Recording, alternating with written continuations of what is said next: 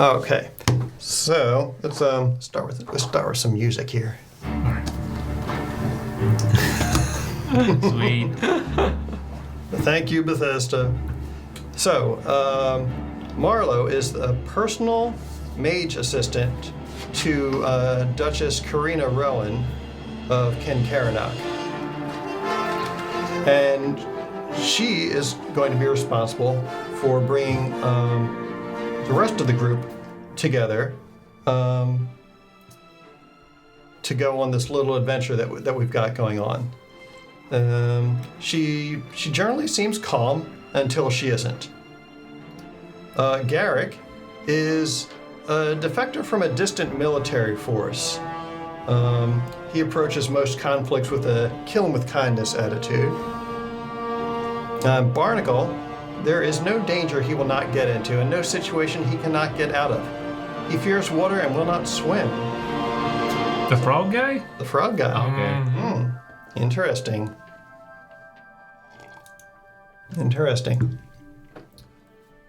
So, Marlowe Fairwind, the right-hand sorcerer of Countess Karina Rowan, has gathered her most trusted allies to carry an important package to Hush, a small village within the ancient forest of Sablewood.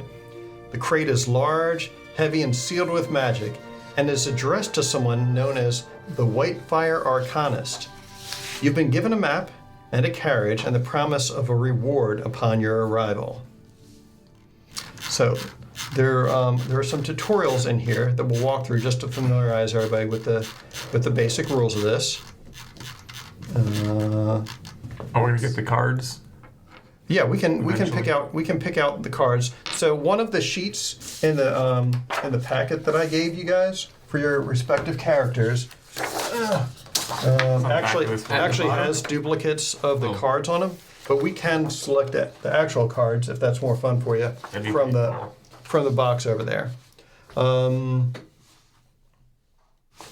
Let's see. So we're going to go over quickly the basics of what everybody needs to know to start playing. So first off, Daggerheart's a collaborative, narrative-focused role-playing game. That means we're all going to be working together to tell a story using the mechanics of the game as our foundation. Everyone's going to make choices for their own characters during the adventure, and I'm going to describe how the world reacts around them. Sometimes I might ask you a question, like what your character knows about a place or has heard about a person. So you guys can make up stuff that you think would, plausibly fit the scenario, and I'll either be able to run with it, or I'll be like, you might think that, but not so much. I'll do my best to integrate your answers into the story we're telling, so that we can, kind of flesh out the setting together. So let's have a look at your character sheet. You're going to find an additional page below your character sheet that we will call the sidecar. That's the one with the arrows pointing to either side. Oh. So the way the sidecar works is if you slide it off to one side of your sheet, like so, it has arrows pointing to various areas on your character sheet's left-hand side, and it explains what those various blocks and stuff mean. So for example, in this system, your evasion is basically the armor class that you're accustomed to from D&D. So whatever you've got in your evasion block up there is what I'm rolling my dice to try and hit in combat. All right? You got to roll above that number or below it? Equal or above. Okay. Equal or above, just like in D&D. Equal or above evasion? Yes. Okay. Yeah. So basically think of evasion as, you guys dodging and trying to prevent physical contact. Okay. The armor, what that is that's how many points of armor you have to reduce the severity when I actually do hit you. Okay? So this guy, for example, has 4 points of armor. So whenever they were to get hit, they could spend one of those 4 points of armor to lower the damage from, say, being severe to moderate, moderate to minor, or minor to none. And so whenever you have to use a point of armor, you can mark off one of these little shields that it has to the right of the armor number. So you can just fill that in with like your dry erase marker or whatever. So with you having 4, you could only use 4 at a time. So if someone rolled a 5, you're still going to at least take 1 point of damage, because the most you can reduce it is 4. So Is that these are points. What you're talking about is a damage threshold, which is right below it. So right below it, you'll see that it's got a threshold for what it says is minor damage and major damage. So what happens is when we roll damage in this the same way as we do in D&D, like 1d6 plus 3, 2d4 plus 2 or whatever. So whatever number I end up rolling for damage, you would compare to the damage thresholds on your sheet. So let's say, Landon, what's your minor and major damage thresholds? For 7 minor, 14 major. Okay, 7 minor. So if I rolled like a 5 for damage, that would mean it's a minor wound for you. And you'll see below the block that says minor, you would mark 1 hit point. So in this, hit points are basically, we count upwards. We fill them in. And so once all the hit point blocks are filled in, then you're down. Okay? We're not starting with a number and then subtracting from it like we do in D&D. We're just filling in bubbles. There's no math involved. I see. Okay? So And I can choose to spend an armor point or choose not to spend yeah, an you armor can point. you can choose whether or not you want to spend armor. So if it's And that's what I was asking, though. You can't spend more armor than what your number is, though, right? That's what I was asking. yeah, so correct. Once you've spent you can only spend 1 armor per hit. Okay. Okay. That's what I was So asking. you can't like say like, oh, I'm going to spend like 3 armor to make this what would have been a severe hit into nothing at all. You could spend 1 point of armor to lower it from being severe to major, is what you can do. And is that per encounter or is that That's per hit. That's per hit. Per hit. Yep. Oh, wait, no. I mean, like, I have 3 armor, right? So that's what you start off with. When we do a short rest or a long rest, you can choose downtime activities to perform during the rest. So you can perform a maximum of 2 downtime activities during like a short rest, for example. So you could use something like you can try and restore some of your hit points. You can try and reduce your stress.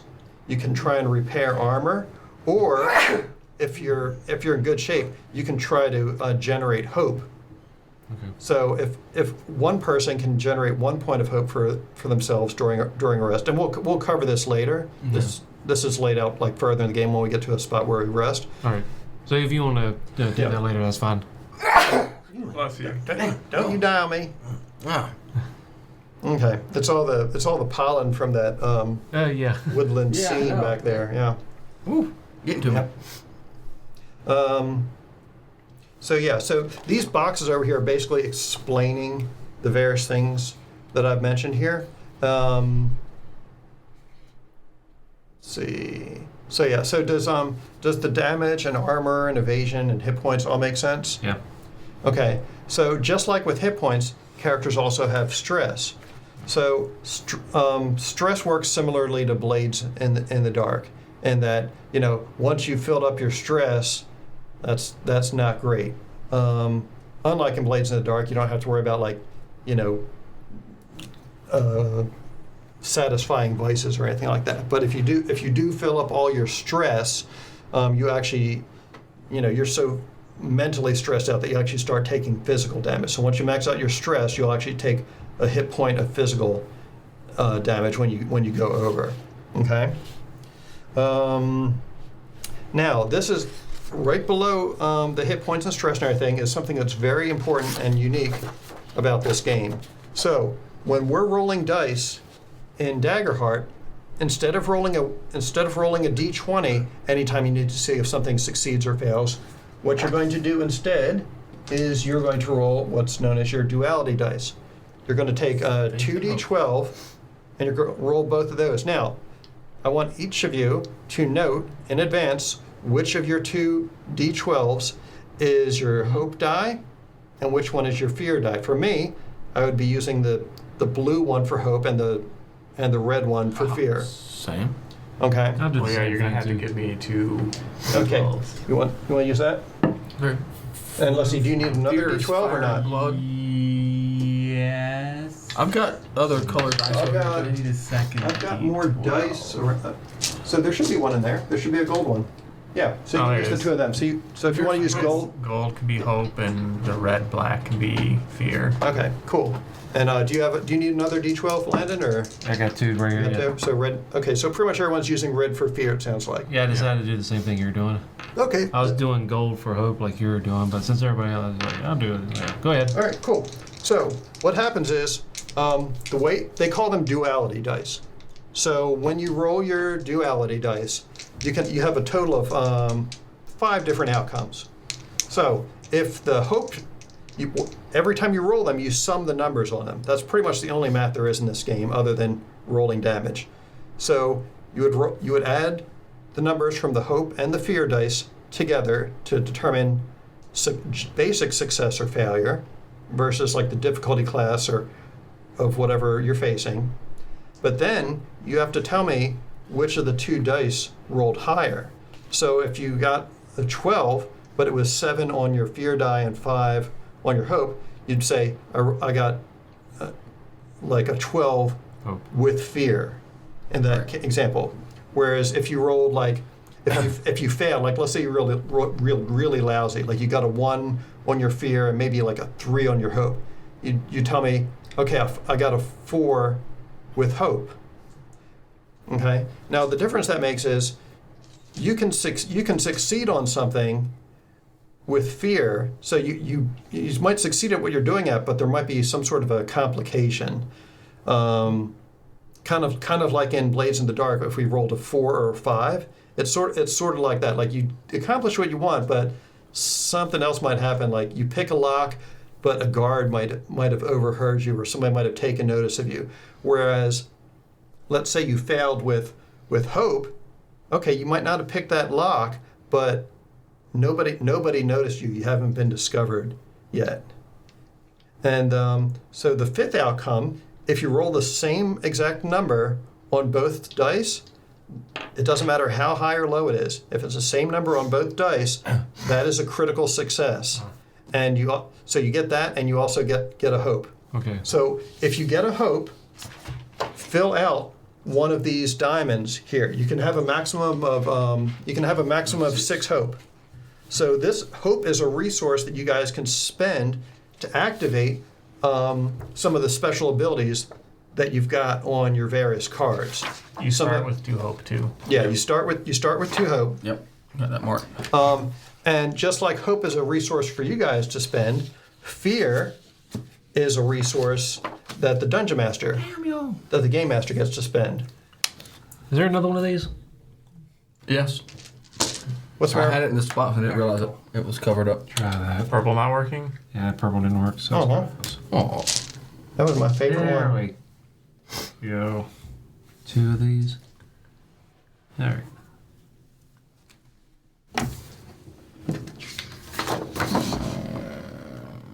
Two of I'm them. just marking down some boxes so I can keep track of fear.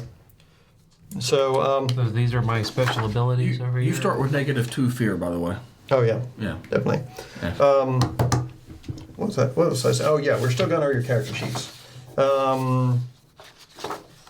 So it does. There are some cool things you can do with hope. So you can spend a hope to use one of your experiences, which are listed on your character sheet. So your experiences that it's got listed down here, halfway down the left-hand side of your sheet. Those experience doesn't mean experience points or anything like that. But think of these as like background experiences that your character has from growing up. So what you can do is like Caleb, what are the 2 experiences it lists on your sheet? They don't see me coming and strike a deal. Okay, so if he could reasonably I'm assuming if I attack someone from the shadows, I could use Well- they don't see me coming for. yeah, so if you were to come at somebody from the shadows, you could spend a hope to be able to trigger that ability and get that extra +2 on your roll. Okay. Similarly, if we were in a conversation, let's say this guardian who we're not playing, one of his is not afraid of anything. So if we were in a social encounter and we were staring down like a mob boss or somebody, like we been recently doing in Blades. This guy might be like, oh, well, my guy's not afraid of anything, so I'm going to spend a hope while we're trying to like intimidate or parley with this crime lord to give me a bonus on my roll because I'm not afraid of anything. Okay, so try to think of creative uses for some of your background experiences. So what does like affable give me? So affable means that you're friendly and approachable. So if you can, More like charisma, chatting, trying to persuade or get my way. yeah, so that could be applicable there. So is there, do we take these the way we want to take them, or is there an official definition for these? So it's kind of being creative and finding kind of honest but plausible reasons why they should apply. So for example, what are the two that it has for you?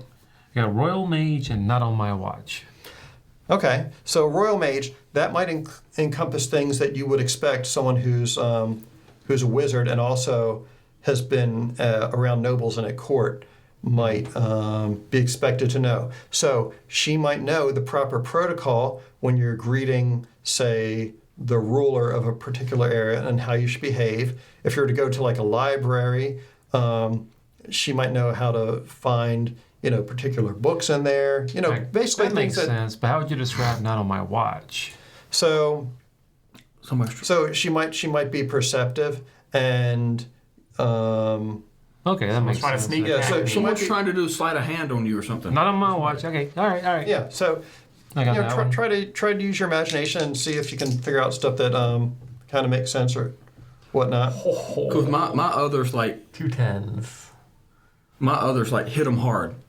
So that would definitely apply in an attack situation, but I could try to think of other ways to maybe apply it. Yeah, Okay. Like an insult could hit them hard. Yeah. that could work. If I'm trying to put someone down, discourage them or something, Yeah. hit them hard, make it hurt. So let's see here. So so that gray area with the 6 little diamond shapes, that's where you'll mark your hope. Yeah. Yep. Like for this guy, for example, it says like one of your class abilities right underneath. Like this guy says, frontline tank. Spend 3 hope to clear 2 armor slots. Okay. Oh, so And then- if you've so used each- your armor. Yeah. So each of you has a different thing listed there. Like let's go around. What's everyone's thing that they've got printed in black underneath of hope there? Mine's gain 3 hope, get +1 bonus to an attack until your next rest. Okay. Oh, until your next That's like rest. +1 damage. Until your next rest. Oh, that's nice. Yeah. Cool. Landon, what's yours? Volatile Magic. Spend 3 hope to reroll any number of your damage dice on an attack that deals magic damage. So if you Okay. rolled like a 1 and got the minimum, you could. Yeah. Yeah, so you can re-roll your ones. And Caleb, what'd you get? I get +2 bonus to evasion until the next time an attack succeeds against me. Otherwise, it lasts until a long rest. So as long as people keep missing against I you. constantly get the +2, so I'd be at 15 constantly. Oh, that's pretty cool. Yeah. All right. Let's see. Okay, so that's cool. I think we've covered hope pretty well. You start with 2 hope. You can spend lesser amounts of hope. So you can use like 1 hope to use your experience. If you had a situation in which you think both of your experiences could apply, you could spend 1 hope per experience to And add try and both. apply both of them. So if you had enough hope, you could potentially spend two hope to apply both of your experiences if they can reasonably be made to apply. What's a tag team roll? I think that's like if you're in an attack or something and you want to double up and 2 of you like go at it, or even if you're trying to intimidate someone. That's what I was. I think I don't know if I've read that yet, so Okay. we can come to that when we come to that. Let's see. You can use 1 to help an ally. Use a hope. Help an ally. When you help an ally, you explain how you're aiding them, and you roll a d6 advantage die. So in this, unlike in 5th edition, where when you roll with advantage, you roll an extra d20, and then you take the better of the 2 die. In this, it's different. When you roll with advantage or disadvantage, you're simply rolling a normal 6-sided die, and then you either add or subtract it from the result of your duality dice. Okay. Okay, so it's just a d6 that modifies it. So it's not as swingy as advantage, but it can have a higher bound because of the fact that it's additive rather than taking one result or the other. Yeah. So, Yeah. yep. Let's see. Experiences cover situations. It's got slots for your gold just under experience. And then you got all your class features down there in the bottom left corner. Everyone starts with 1 handful of gold. Yep. Now, if you want to slide that sidecar over to the opposite side of your sheet, it has arrows that point out the things on the opposite side. So up at the top of the page, that's where the name, pronouns, and heritage and all that stuff is recorded. Your traits are similar to your ability scores from Dungeons and Dragons. Yeah. The only real difference is that they kind of split dexterity into 2 ability scores in this, and they didn't put Constitution in here. So there's no Agility, finesse. Yeah. So it's split into agility, which is like moving your whole body, and then finesse is like more like fine movement. So I guess you could think of agility as like your legs and finesse like your hands. I guess. Lockpick. Yeah. Something. Yeah. And then like instinct is like your wisdom, presence is your charisma, knowledge is your intelligence, and then strength is kind of like a combination of strength and constitution from D&D. I'm getting all my nice rolls out now. Actually, knowledge is more like wisdom. Instinct is kind of like intelligence. 'Cause it says perception, sense, navigate for. Yeah, that's what I said. Instinct is like wisdom. Oh, I thought it was backwards. Okay. No, instinct is like wisdom, and then knowledge is your analytical ability to recall knowledge. So that's more like intelligence. How many Okay. hit points? So you're a warrior, right? A fighter type. John, you're a fighter type. Yeah. So I guess you got more hit points here. You got more of these dark ones. No, I've got 6. 6 and 6. So everybody has the same. No, Well, everyone. like this guy, for example, has 8. Okay, that one has 8. This all one right. has 8. What kind of character class is that one? This one is a guardian. Guardian. Okay, that's a fighter Yeah. type. How That's many good. you got? 6. Yeah, 6. Okay. Cool. I guess you can gain more as you do certain things during downtime or whatever. That's I'm assuming as you level up, you So get as you more. level up, you turn the dashed ones into permanent ones, so that you'd like use a pen to make them permanent. Gotcha. Yep. Let's see. Below the character abilities, it's got your weapons. that all makes sense. So where it says fizz or mag, that indicates if it's a physical versus a magic attack. And you see where it says trait and range. Trait is telling you what ability score, what trait you're going to be using to add for your bonus. So like Landon, yours probably says something like strength very close or something like that, or strength melee. Over in this area, your character sheet. Yeah. What's it say for like your first attack there? The Your what- your primary ma- dual staff, Yep. trait, instinct, far. Oh, that's right. You're a mage. Okay. All right. So the ranges in this, it's got several ranges. So there's melee range, which is in an adjacent square, so like 5 foot. That's me. There's very close, which is about like 5 to 10 feet away, which we would consider like within reach range from 5th edition. There's close, which is anywhere from about 10 to 30 feet, like a move action from D&D. All right. Then there's far, which is 30 to like maybe like about 100 feet away. All right. Cool. And then very far is could be potentially off the map. Longbow. Yeah. Yeah. All right. So So the easiest way to remember that is if we were using like a 1-inch scale on like a physical map instead of a VTT, then a short range would be like the short edge of a piece of paper, and then long range would be the long edge of a piece of paper. Okay. That's a good way to judge. And melee is just an adjacent square next to you. Yeah, exactly.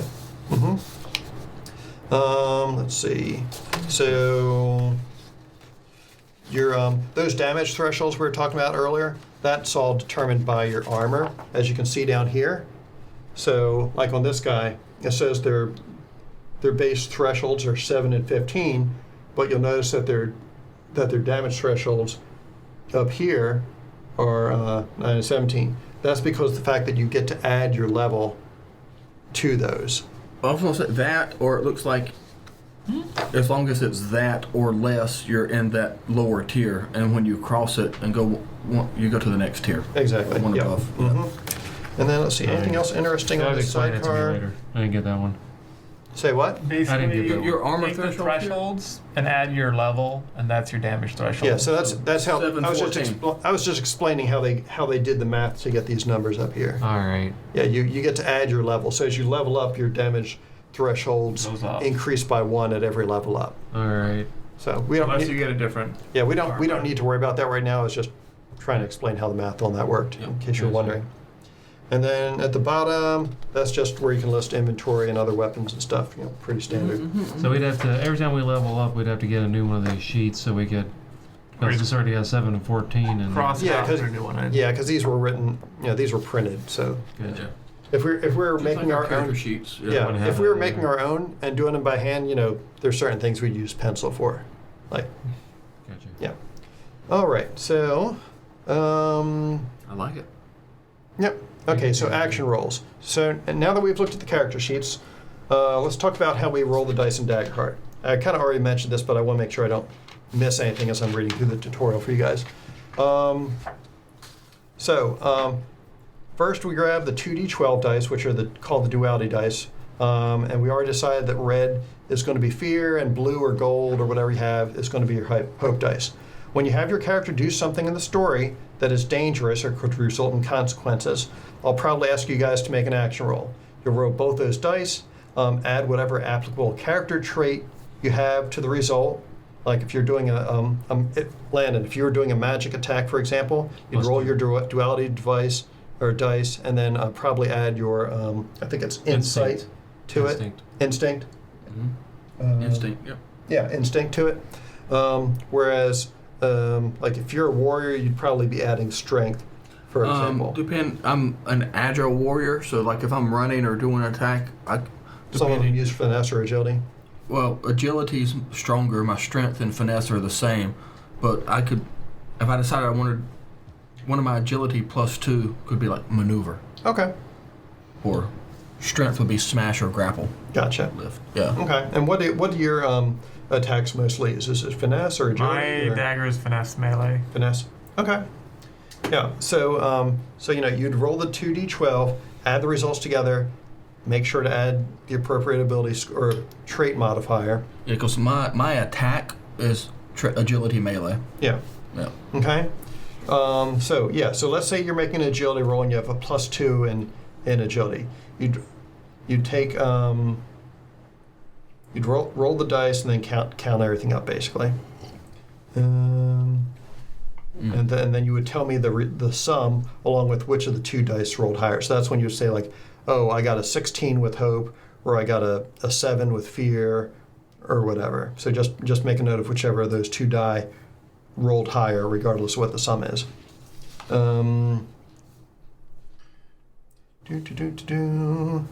Let's see. If you roll hope, you get to mark a hope on your sheet.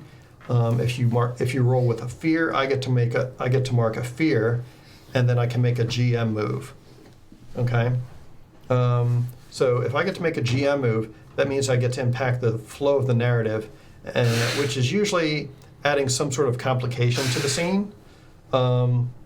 So I get to start with a number of fear equal to the number of players. So we've got 3 of you tonight since we didn't have enough to do Blades in the Dark. So I'm going to go ahead and mark 3 fear right now that I can use. When we get 3, I get 3. Yep. You guys each start with 2 hope. So so I guess we could use hope to counter his fear. But Sort of. They work differently. So okay. let's see. So sometimes you might have an experience that applies to roll. Maybe you have expert climber and attempting to scale a wall, or eagle eye, and you're trying to spot tracks in the dirt. You can spend a hope before the roll to describe how that experience of yours helps you and adds value to the roll. And then lastly, let's talk about spell casting rolls. Those are action rolls using your spellcasting trait, which will be on your subclass's foundation card if you're a spellcaster. So, for example, Marlowe's spellcast trait is Instinct. Yes. Okay, so we've talked about how we roll the dice. Let's talk about what they do in the story. Usually I'll set a difficulty for the roll based on the situation, like 6 or 14 or 25, and your goal is to meet or beat that number. If an ability or spell has a number on it, like spellcast roll 13, that's the difficulty of the roll. If you succeed, you get what you wanted. If you don't, you fail and something new happens in the story because of it. And again, hope and fear play a role in that as well. If you get a success with hope, that means you accomplish your goal and all is well. You can continue to pass the scene around the table to other players as you like. And what I mean by that is there's no initiative system in this game. We don't roll initiative. We don't have to say like, oh, it's your turn, your turn, your turn.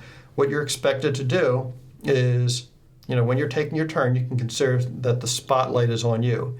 And then once you've done something cool, rather than hogging the ball, you basically want to pass to somebody else so they can do something cool. So, like if you want to try and set up somebody else to be able to make an attack, you might pass it to the person that you were helping to try and set up to be able to do something. Like if you were to grab an enemy, like okay, I'm going to try and grab this guy, quick.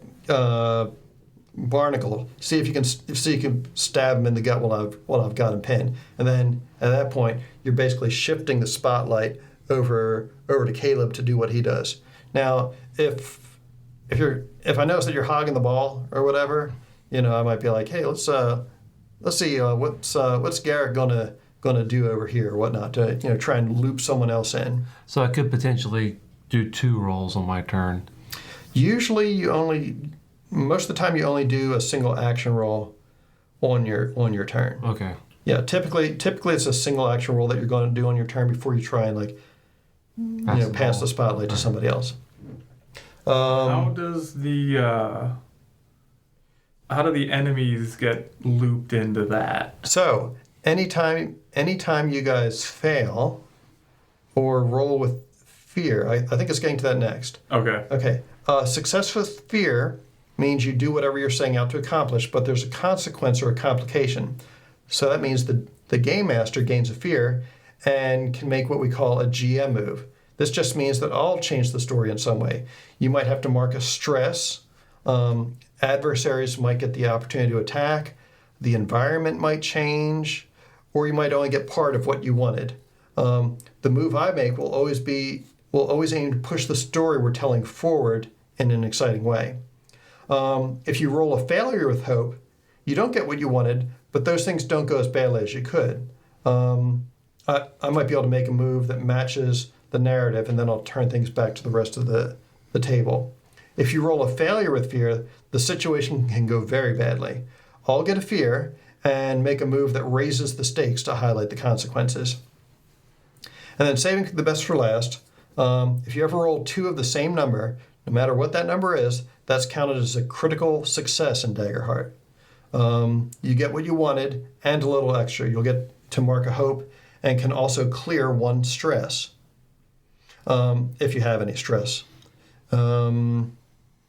If it's an attack roll, you can add the maximum your damage dice could roll as a modifier to your damage roll. So for example, if you would normally do 1d8 plus 4 damage, you'd get to add an extra 8 to the total. All right, cool. Okay?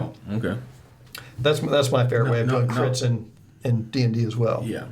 That's so it's just the base max damage, not total max. So it's not like the plus 3 or 4 added to it. Correct, yeah. Okay. So if it was like if it was 1d8 plus 4, It's just 8. yeah. So it would be Plus 8. whatever you roll. It would be 8 plus the 4 plus your normal 1d8. It wouldn't be like 12 plus 4 Right. plus Okay. 1d8. Yeah. Okay. Okay, combat. So finally we're going to talk about combat. So let me just bring up a map here. And let's see. So, am I on the wrong layer? What am I doing? Oh, yeah, I'm on the wrong map. Okay, so let's say we've got a couple characters here. Got our little froggy boy. We got this dude here. So we're going to talk about combat. Sometimes when a fight breaks out, I'll pull up a map of some kind on the screen to show where everybody is. When you want to attack a target, you ask me if it's in range of your weapon. If it is, you can make an action roll with that weapon using the trait it calls for. This is called an attack roll. If you succeed against the target, you'll then make a damage roll. You look at the damage dice section of your weapon and roll the specified dice, and tell me the total and whether the damage is physical or magic. If any of your action rolls during combat are with fear or are a miss, I'll get to use my GM move to put the spotlight on an adversary who is attacking you or doing something else important in the scene as a consequence. Additionally, I have the opportunity to spend fear after that happens to shift the spotlight to an additional adversary or make another GM move. In most cases, I can't have the same enemy take the spotlight more than once in a turn, so I can't just have the same guy, like I can't just have the boss continuing to just keep wailing on you. Like, the boss might get to go, but then, the spotlight moves on over to like one of his lackeys or a summon or something like that. Okay? What if it's just one boss? One character. Then the boss will start wailing on you. Okay. Well, maybe something else happens. Maybe reinforcements show up. A minion Maybe, pops in. Minions. Yeah. Maybe a satellite falls from the sky on your head and knocks you out, leaving a giant crater in the ground that cracks open the Satellite crust of the strike. earth. Yeah. Yes. It's like, wait a second, what's Voltan doing here? Fuck, this guy. Getting away from the redheads. Then Let's he see. always crits.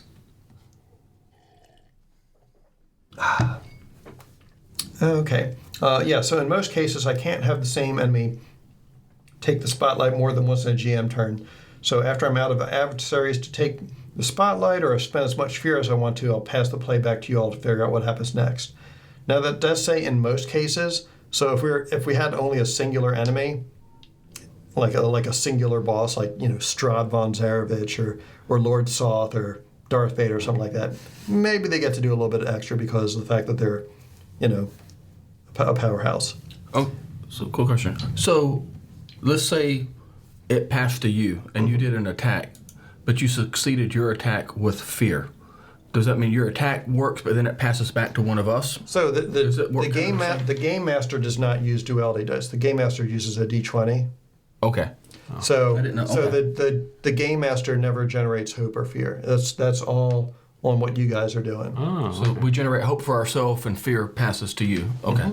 Okay. Yeah. Bonus. Okay. So one thing to keep note of is if you notice like an enemy is particularly resistant to whatever your character is able to do, you might consider whether or not you actually want to take, make a direct attack against them, because if you miss, that's going to be an opportunity for the game master to get an extra move. So that's part of the tactics and strategy that goes into the game. I may want to is hold my move and pass.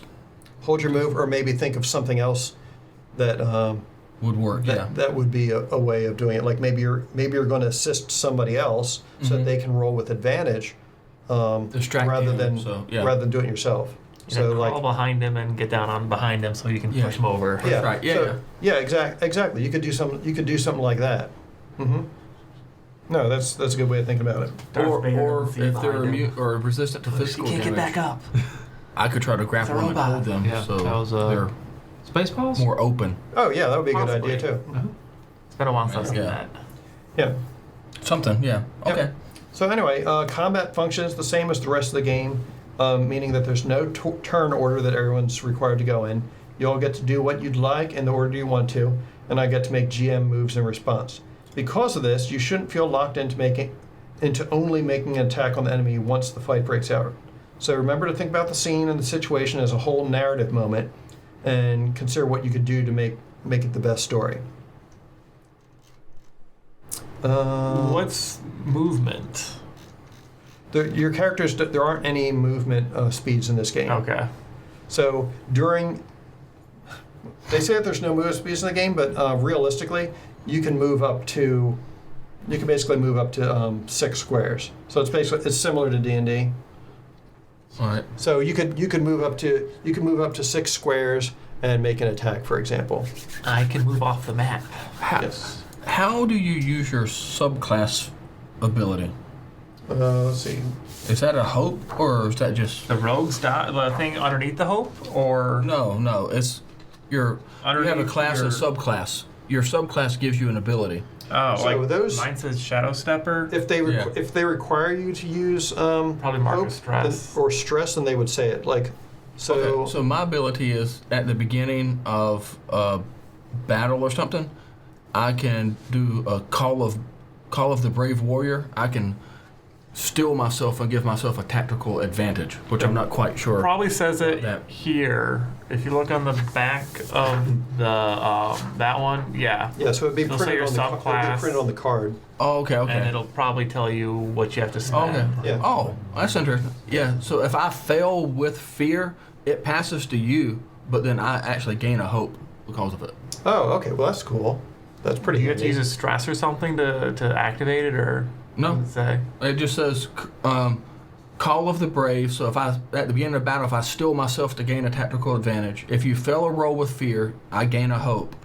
Once per long rest before you attempt something incredibly dangerous or face off against a foe who clearly outmatches you, describe what ritual you perform or preparation you make. When you do, clear 2 stress and gain 2 hope. Nice. So I can do like a battle ritual at the beginning. So Yeah. I Let's can see. leapfrog around everywhere. yeah. So let me copy this over so you guys can. Actually, I don't want to do that because it's going to show other stuff. But yeah, it does have a breakdown of ranges in here on my screen. So to give you an idea of what the difficulties are in this, like a difficulty of 10 is considered easy, 15 for a difficulty is considered medium, 20 is hard, and then like 30 is nearly impossible. So it's the scale of difficulties in Daggerheart is pretty much identical to what it is in 5th edition. Okay, Okay. and then So you never get a 24. That's just a crit. yeah. Well, keep in mind that you can roll higher in this, but because of the fact that it's 2 dice, it's going to be more like a bell curve Yeah. rather than an even distribution. So most of your rolls are going to be somewhere in the middle, probably around like 12, 13 or so. And then also the bonuses that you get don't tend to be quite as high as they were in 5th edition, at least not at the early levels like this. So like for most of your attacks, you're adding like a 2 or something to it rather than a 4 or 5 like you would be in 5th edition. All right. So, let's see. Oh yeah, so the ranges. Ranges in the game are abstracted, but a good rule of thumb is melee.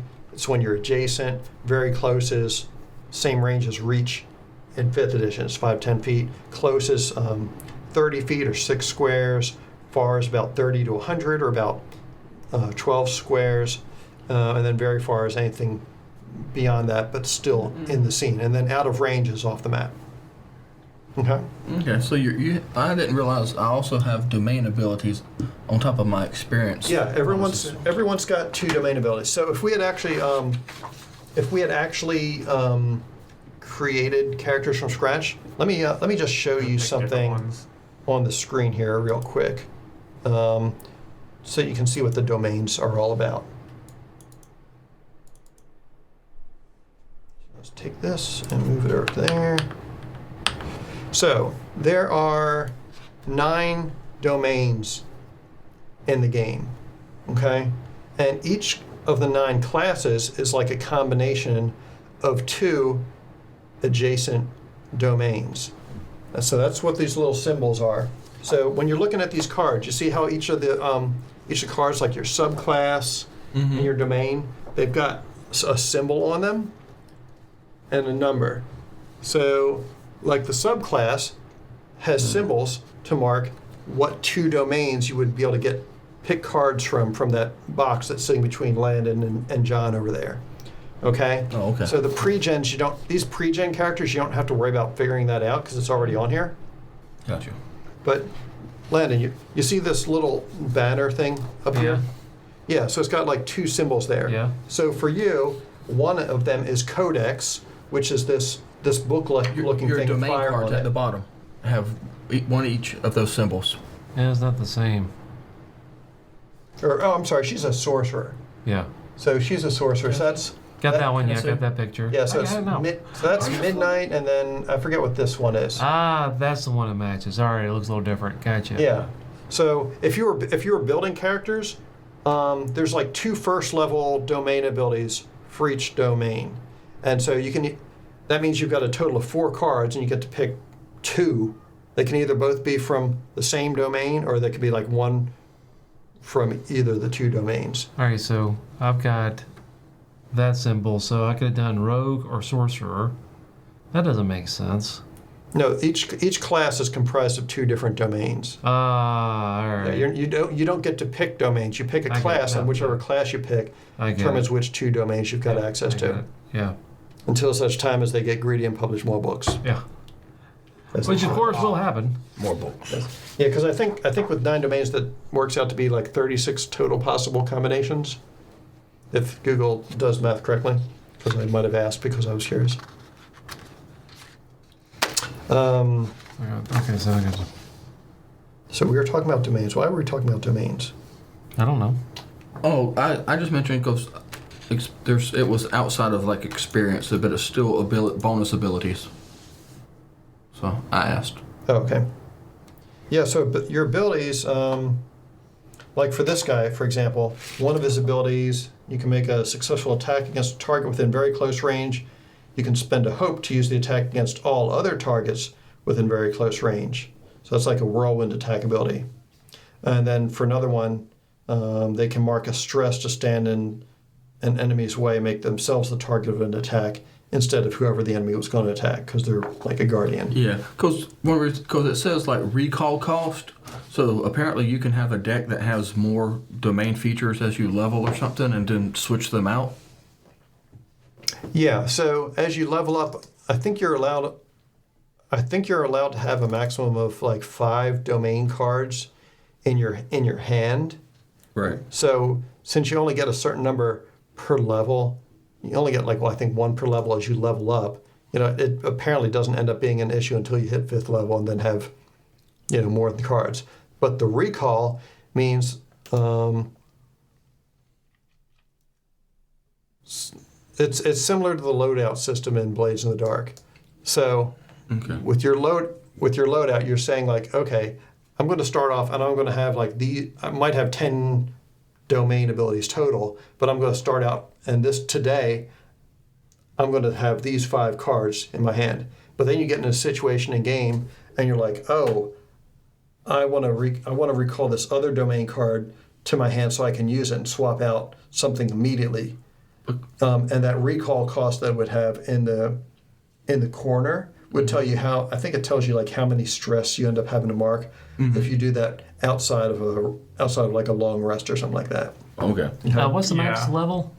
Max level is 10, Max level's 10. so it doesn't go quite as high a level as 5th edition, but That makes sense. most of those games, most 5th edition games crap out before level 15. So Yeah. Well, I was gonna say too. This is kind of in between like Blades in the Dark, so a lot of these may not even last as long as like a D&D campaign would. yeah. It's kind of At the beginning of the session, place a number of tokens equal to your spell cast trait. 2. All right. Okay. Let's see. Where were we? interesting. No, so let's see.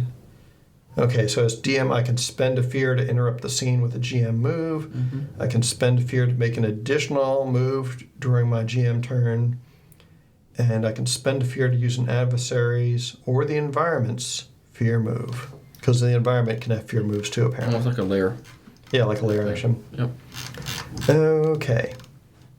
So, before we get started playing for real, how about we go ahead and take some bio breaks to get all that taken care of, and then we can start playing for real. I rolled out all my crits, so I'll be critless for the rest of the... Better than witless. Oh shit. Inspiration. Hope. You rolled a... I gotta hope for that. I gotta hope for that. Okay, so you guys, Marla, you had I'm assuming that you know these two from somewhere else. How do you know your ribbit and your human friend? You're keep in mind you're the court mage for Countess Rowan. Or This Duchess one, Rowan. I hired to do a job that he performed adequately in. So I reached out to him. Adequately? Adequately, yes. He is a very adequate person. So I kept him in my Rolodex. This one, I was impressed in the way he broke out of our jail. And That's kept pretty him impressive. in my Rolodex as well as people to use. Yes. Nice. And I let's swiped some crowns on, or a crown on the way out. Yes. You didn't know that, though. Oh, you did? and then let's see. Do you two know each other? Our circles probably don't really coincide much. Well, Okay. not yet. Not yet. Not yet. All right. Well, They just collided. They just collided, yes. so you guys both show up at Dryad Hall, which is the castle in the city of Kencaranock. What was it It's called? Dryad. Oh. Like the wood. Like the woodland creature. Yeah. So it's a big long castle. It's got the centermost portion of it is a glassed-in arboretum. So at one end it's got a multi-story tower that has a chapel and some other stuff that you're not really privy to in it. Possibly a wizard laboratory you may or may not know about.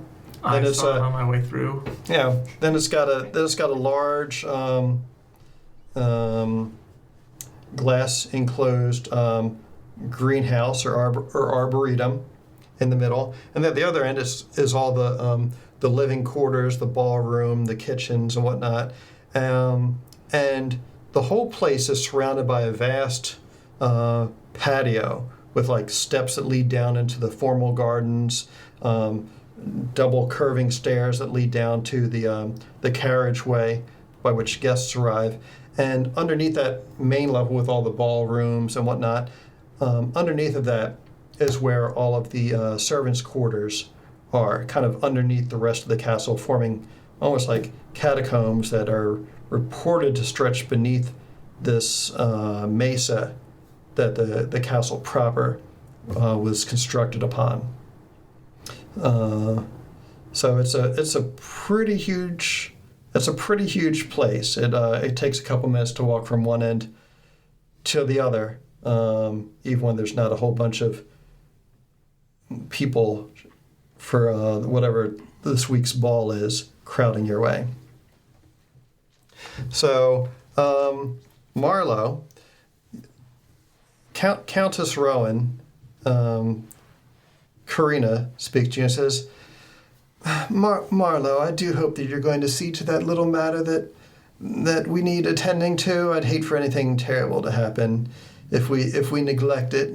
You're going to your contacts are going to be arriving today to journey to Sablewood, correct?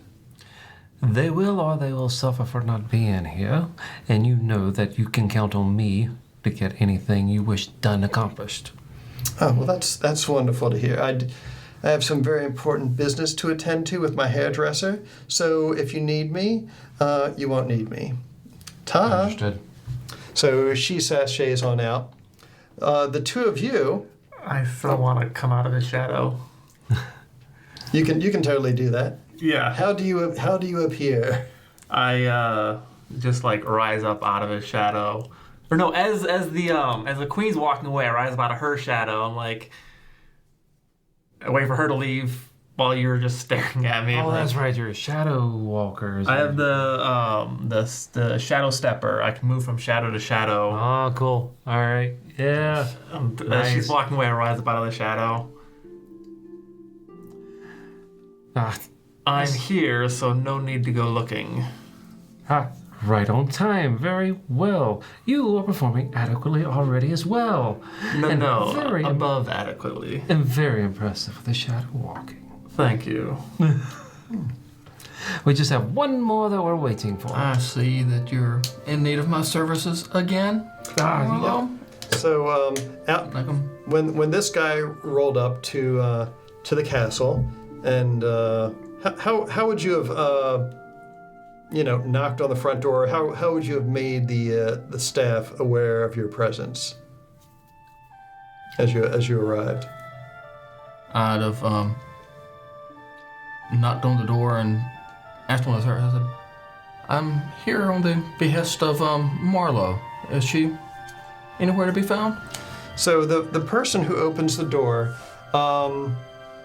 he looks like he's rather old. He looks like he's got a huge hunchback. But this dude, he's not real tall, but he looks like he's about like 5 feet wide at the shoulders, and he's got these big, bushy, like steel gray eyebrows. This like gnarled forehead. These big, bushy sideburns, and he doesn't say anything.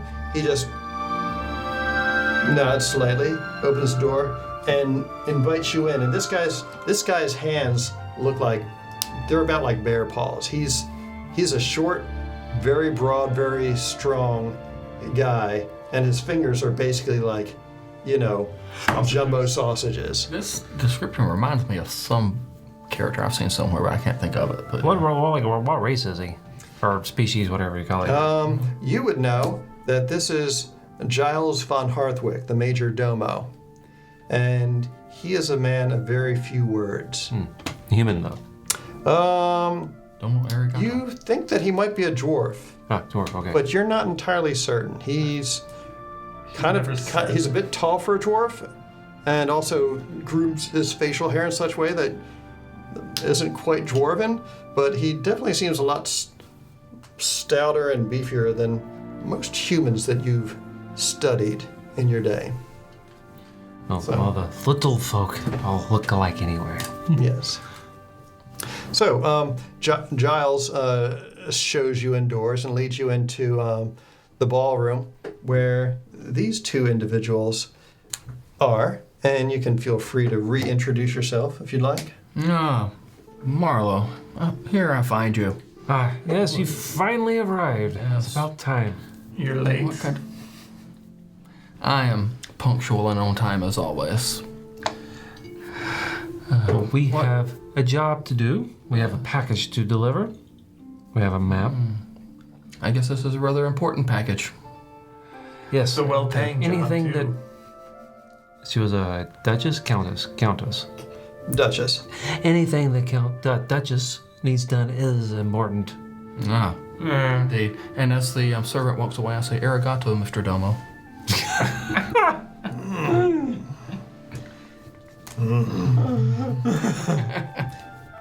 You just hear him crack his knuckles and give a little bow. We have a map, we have a carriage, and let's be on our way. I assume that you have everything you need? Always. Let's see here. I did see on here equipment loadout. Is there anything we need to do with that? No, I don't think. I think your character sheets are already well set up for whatever you might potentially need. Assuming we have everything? All right. Yeah. So if you like, why don't the three of you all describe what your characters look like? All right.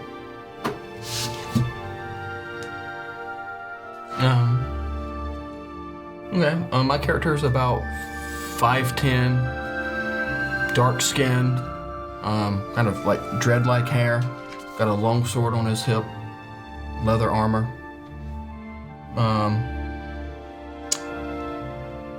He's not old, but he looks very experienced, like he's been through several battles. A little gruff, but very amicable. He's a friendly guy. Yes. Marlo is a tall elf. She's got long, straight blonde hair, blue eyes, very prim, very proper, very uptight, and very to the point. And she is very much royal and dressed royally and expects that. Barnacle looks like a short Ezio, but more emo, more dark. What's an Ezio? Ezio Auditore, the Assassin's Creed. It's So like, he's a frog, isn't he? yeah, It's like a frog Ezio. Oh, okay. Gotcha. I gotcha. Oh, But- that makes sense. but he has more emo with like black and like a mask or a scarf in front of the face. Okay. Gotcha. The cloak and dagger, sort of. All right. Good.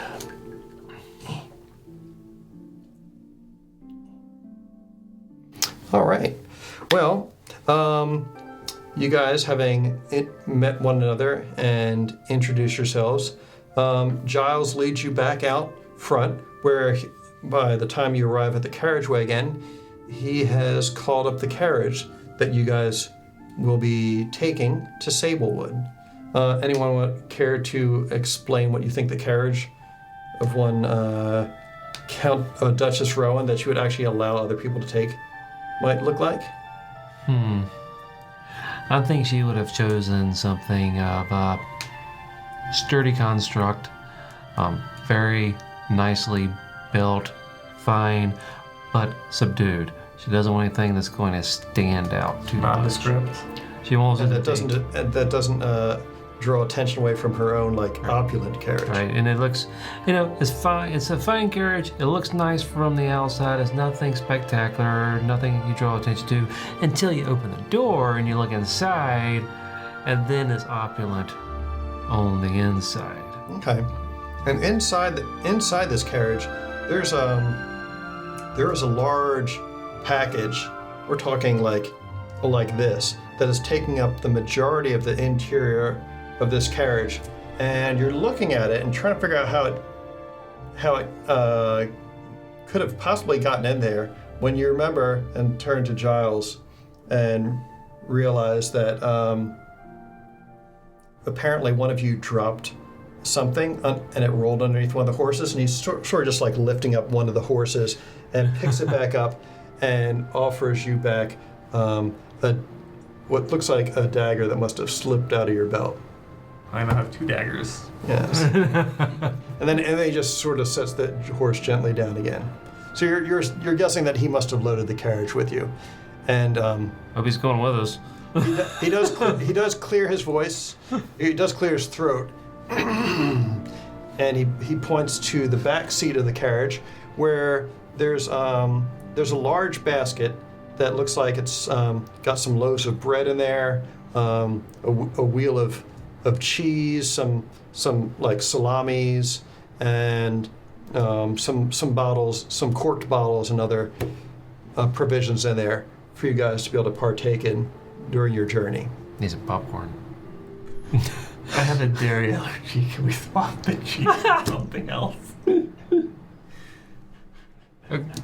Barnacle have a dairy allergy? Yes. Barnacle. Oh my gosh. No, that's fine. I will. What's it called when you can't eat bread? Silly Dairy act. allergy. So, yeah, my character's got.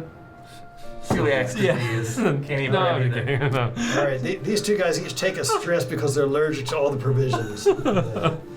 All right, well, you guys hit the road and you make your way through town, and if there's one thing that Kincarenac is known for, it's all of the bridges. This city is built on the convergence of 2 separate rivers, right on a gulf from the sea. So it's the Gulf of Argyle that's built off of. So there's a lot of water here, and it's a rocky river delta that all of the houses and buildings and city districts are constructed on. So there's just bridges going all over the place. Some of them are at ground level, but ground level isn't always constant here.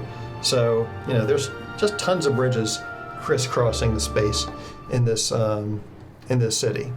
So your carriage rolls through the city and ends up proceeding out through the south gate of Kincairnock, passing by some of the farms that are outside the city. And as evening approaches, you can see that your carriage is finally rolling up on the region known as the Sablewood. It's one of those areas where the Feywild actually encroaches on the civilized lands of humans. It's a forest of sprawling, colossal trees that some say date back to the beginning of time themselves.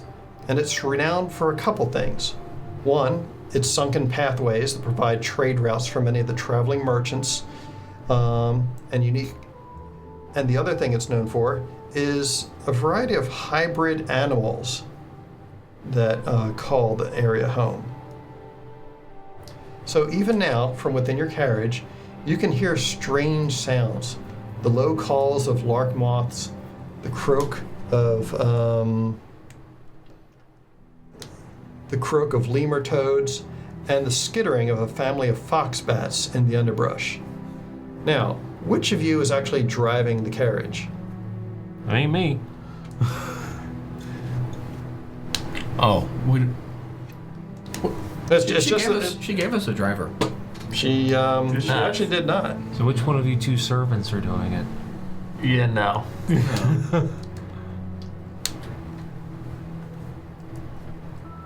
I'm like highborn, kind of used to luxury and opulence. I'd be like, Okay, I don't- so aristocrat. And I don't Road. drive. Nobody's getting paid.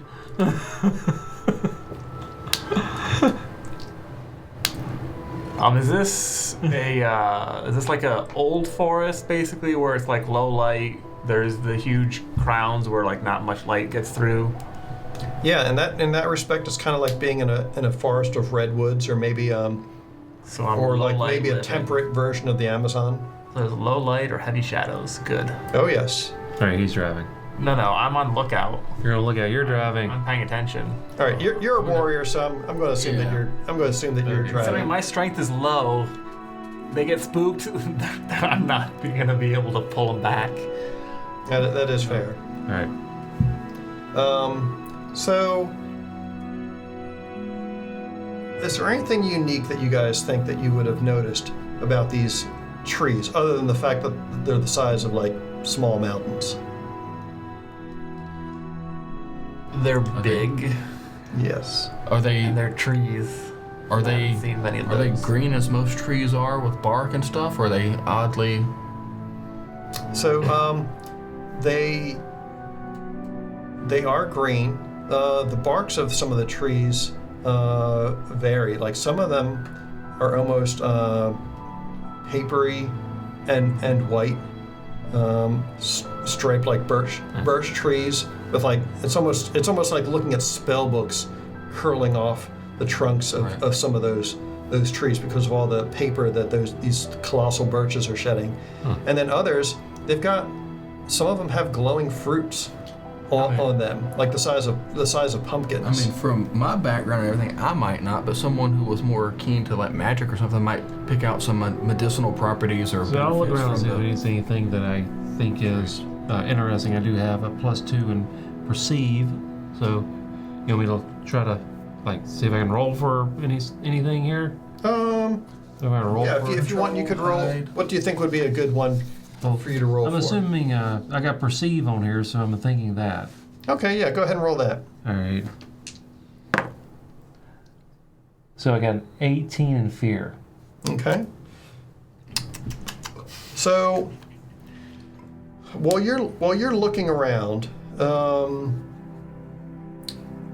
you're taking notice of all these gigantic fruits, some of which are glowing in the trees, And you can definitely see with your mage's sensibilities that there is a lot of magic in this place.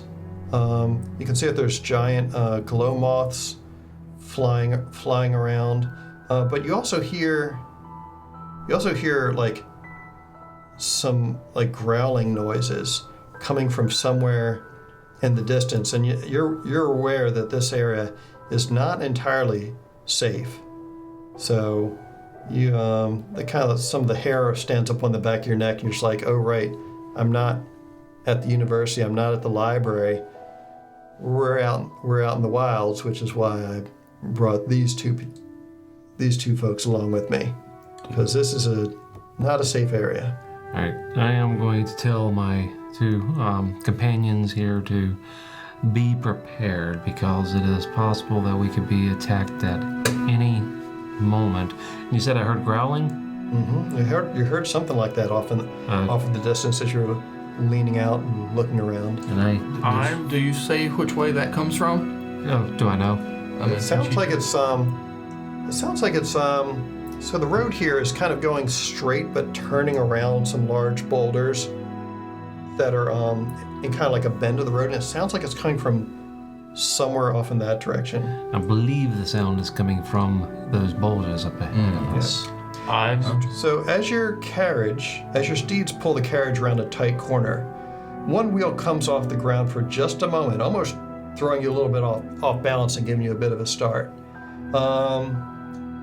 And just as it rounds the corner, you can see an overturned merchant's cart lying on its side in the path before you, blocking your way. There's a scattering of some of these of fruits and vegetables littering the trail, and from around the side of the carriage, you can see a Strixwolf step. Now, a Strixwolf is a large creature with the body of a wolf, the face of an owl, and large wings adorning its back.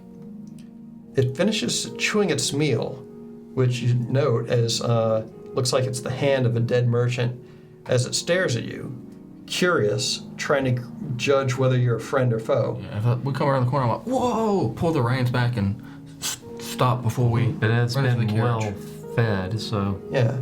You can see, following clumsily behind the Strixwolf, are two smaller pups that you realize must be cubs watching their mother cautiously from the rear.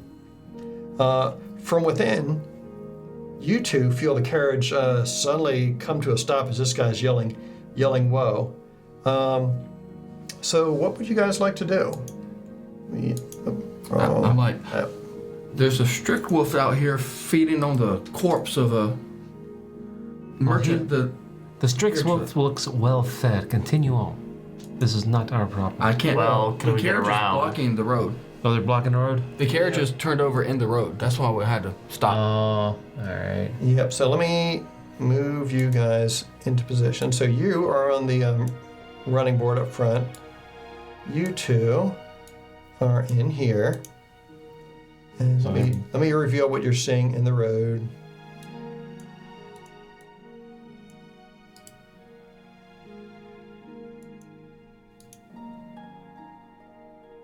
All right, so let me zoom out a little bit to fit the map. Does anybody have any special abilities for dealing with animals? I can strike a deal with them. Wait. You don't bother us, we don't bother you. Okay, how would you like to try and strike a deal with them? Do they understand words? Oh, is it here? I am Loreborn in the... Not that you know of, but you know, most animals can kind of sense intonation and whatnot in a person's voice versus, you know, what sounds like a growl versus, you know, calming tones. So you know that much at least. What were some of the things that we had in the carriage for food? Yeah, good idea. There was some salami back there. I'm gonna take a couple pieces of the salami. It's kind of a little warm now, so it kind of smells. And I'm just gonna take it and like chunk it into the edge of the woods, just past them. Over Okay. to the right? Whichever side looks like it would be more clear, I'm gonna throw it to the opposite side of that Yeah. So Okay. we can try to So- get around them, and there'll be a way. All right, so it sounds like you're trying to. I guess we could call this a presence check, since you're trying to use, since you're trying to like negotiate or something with them. So Right. if you want to go ahead and give me a presence, I guess we can go with presence for this. That's why he's got a better idea. Or So that's my duality dice. yeah, unless you want to consider this recalling how to use knowledge of dealing with creatures, in which case we could use knowledge. So What do you have for control? Something that would be more towards, I guess, like animal handling, something like that. So under so it feels finesse. like- No, but I'm not actually handling them directly. yeah. So Probably this- presence, perform, charm. Oh, Yeah. charm. There you go. That'd be a good one. Try Yeah. to, I'd just be like, move along here, and throw it off to the side. Okay, go ahead and roll and let's see what you get.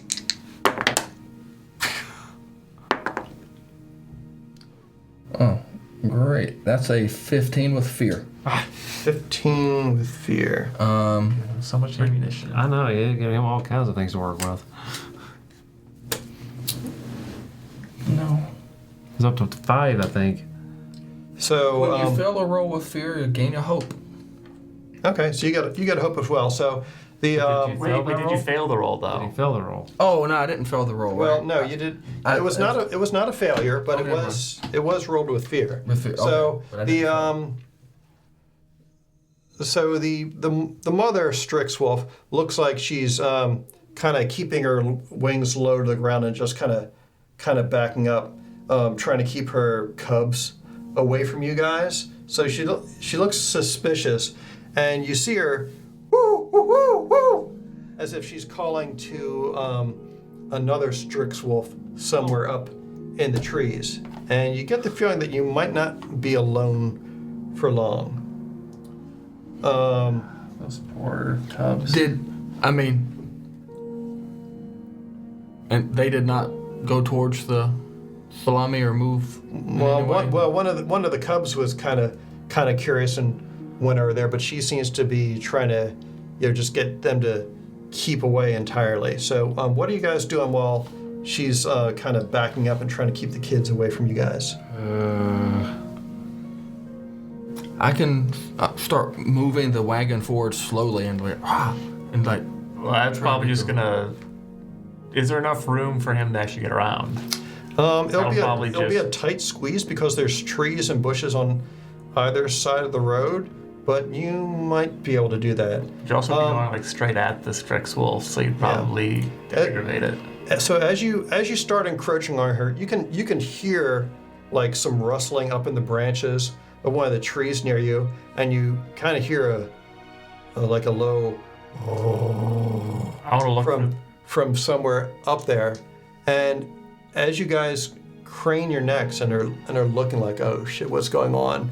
The one on the ground, the mother, she kind of gives a sharp woo, and the two little ones look up and they just like run forward and jump on her back, and then she, with a loud whoosh, she takes off into the air and flies away, leaving you guys alone in the forest.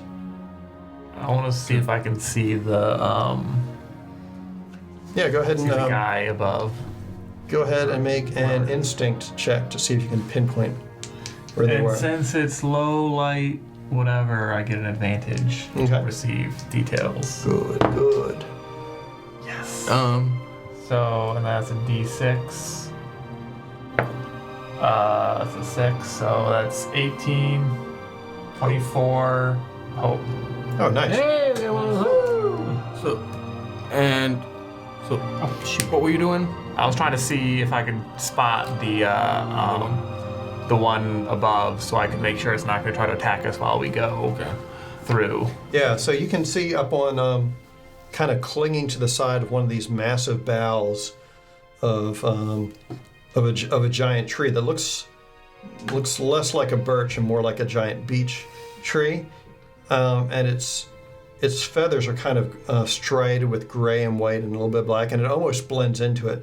But you can see up there, just like clinging to it with its massive claws, what you presume must be the father Strixwolf, and it's been looking at you this whole time, and it makes eye contact with you.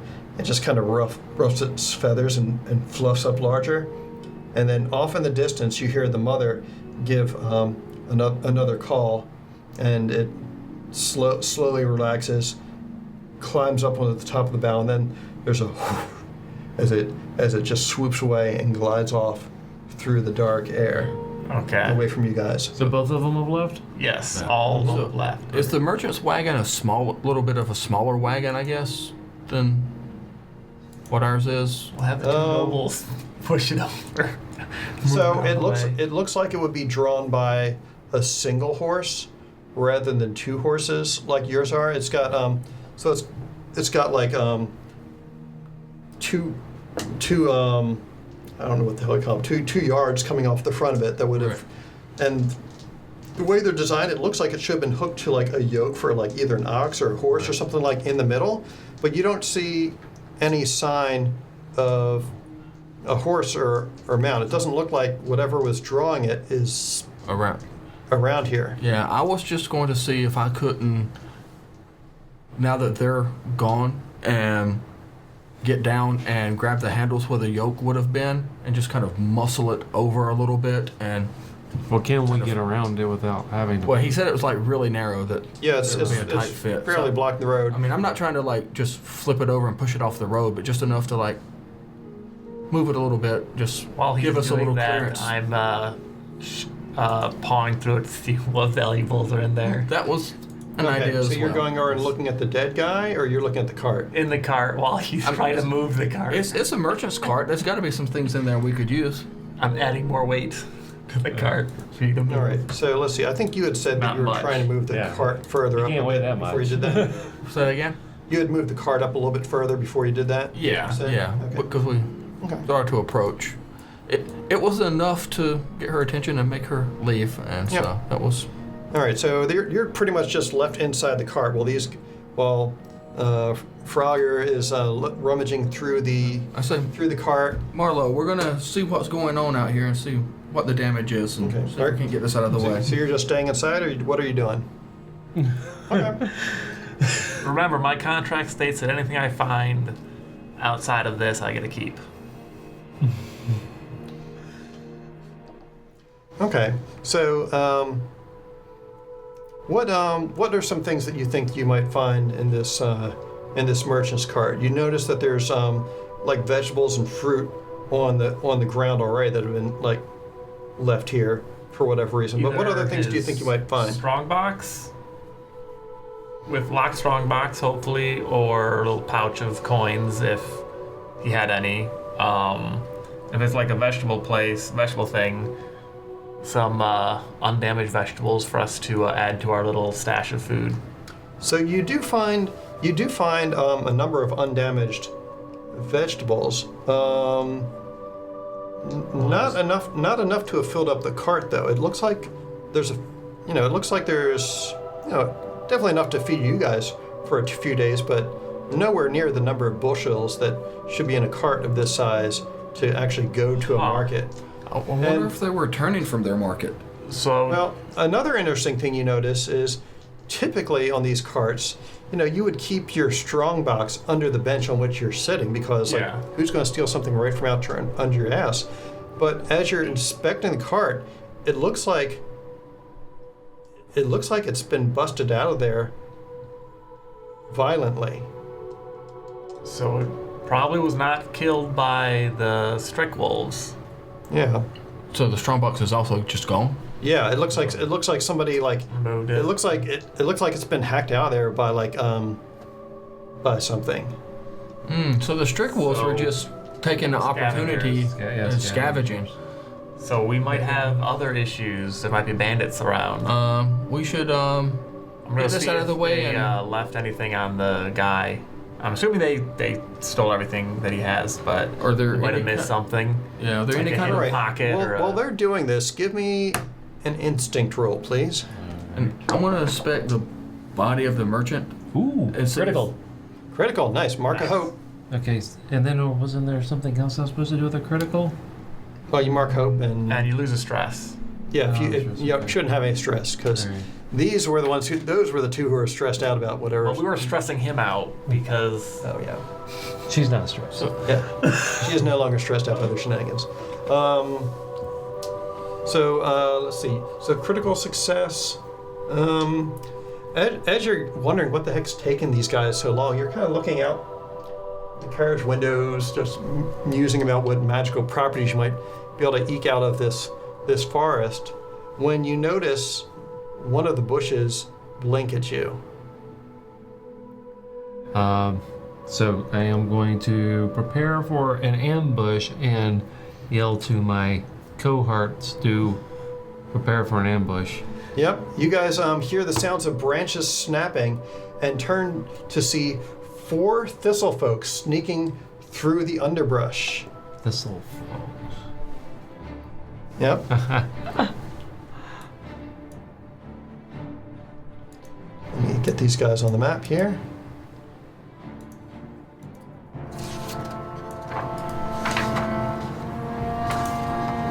From the appearance of the merchant's body, even though it's been mangled by the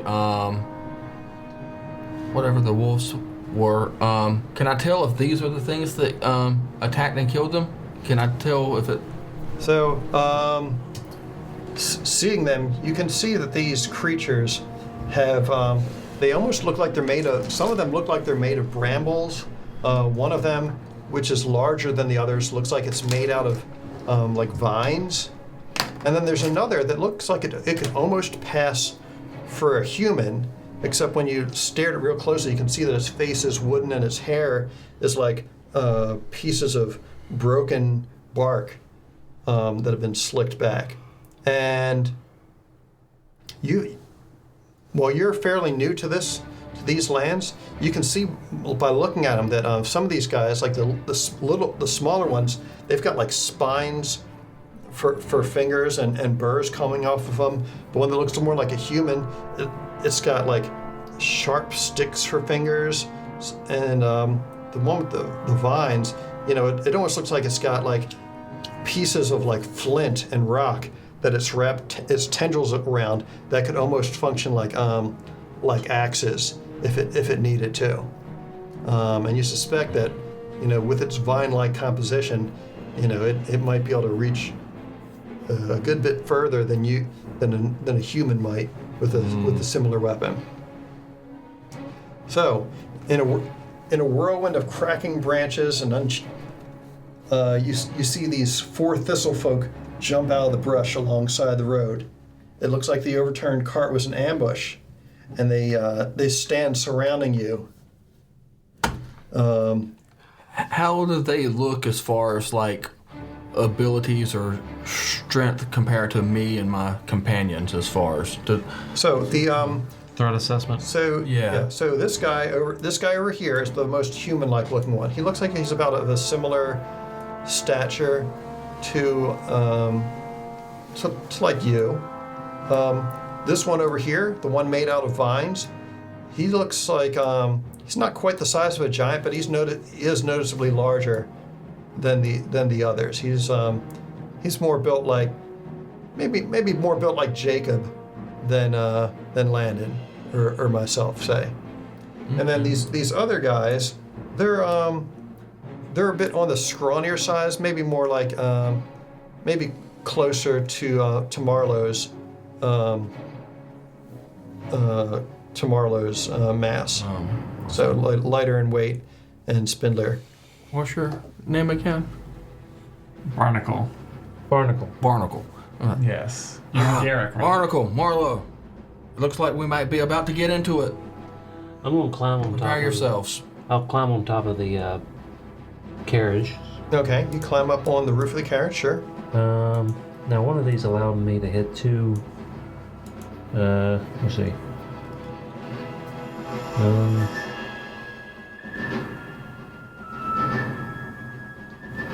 See. Where was it? Let's see. While Mahler's figuring that out, was there anything that either of you wanted to do? I'm gonna do my Call of the Brave. I'm kind of gonna pull my sword out, go down to one knee, and call for strength and guidance of my hand and prepare and going to go towards the big one. All right, you're going towards the big one. All right, cool. So are you going to get within melee range of it, or how close are you getting? You can easily get there and to within melee range of it. Yeah, If you I'm want. going to go up right to it and say, All right, you're going to rock. move on. You're going to rock and sock this robot? Wait, I thought he was going to the one that's human-like. No. No, he said it's going Big to one? he said it's going to the biggest one. Ah. Of course. That's what he's paid for. Mm-hmm.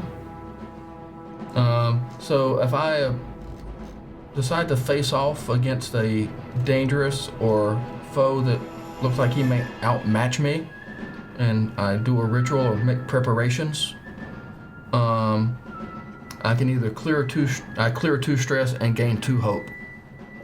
All right, you gain 2 hope. You do that every time? Once per long rest. Oh. All right. Okay, so did you figure out what you're doing? Yes. Guess I am going to attack far. I guess I'll use my. I guess I only have one spell, the way I understand it. It's my dual staff, and I'm going to blast. I'm going to try to blast these 2 here, and I'm going to use my primal origin. I'll mark if I can do it. I'll take a stress and blast that one and that one. Okay, so it allows you to attack 2 enemies? Yeah, I can attack 2 enemies within range, and I'm assuming that's within range for my staff. Okay, is there any sort of attack roll or anything you have to make there? I'm assuming I have to take an attack roll, yeah. Let me see if I can find your copy of your character sheet here so I can look at stuff with you. After you cast a spell or make an attack with a weapon. So, Where the paper versions go, I don't even know. I guess these are the only spells I have. It's just the ones that are here. Oh. So? I mean, you can attack with your staff. That's 1d6 plus 3. I can unleash chaos. So if he succeeds or whatever, I'm just gonna do he does attack on his staff. turn, I'm going to make my attack on the one when I approached it. All right, that sounds good. As long as he doesn't. Alright, I'm gonna attack with my staff. And let's see, Garrick is over here somewhere too.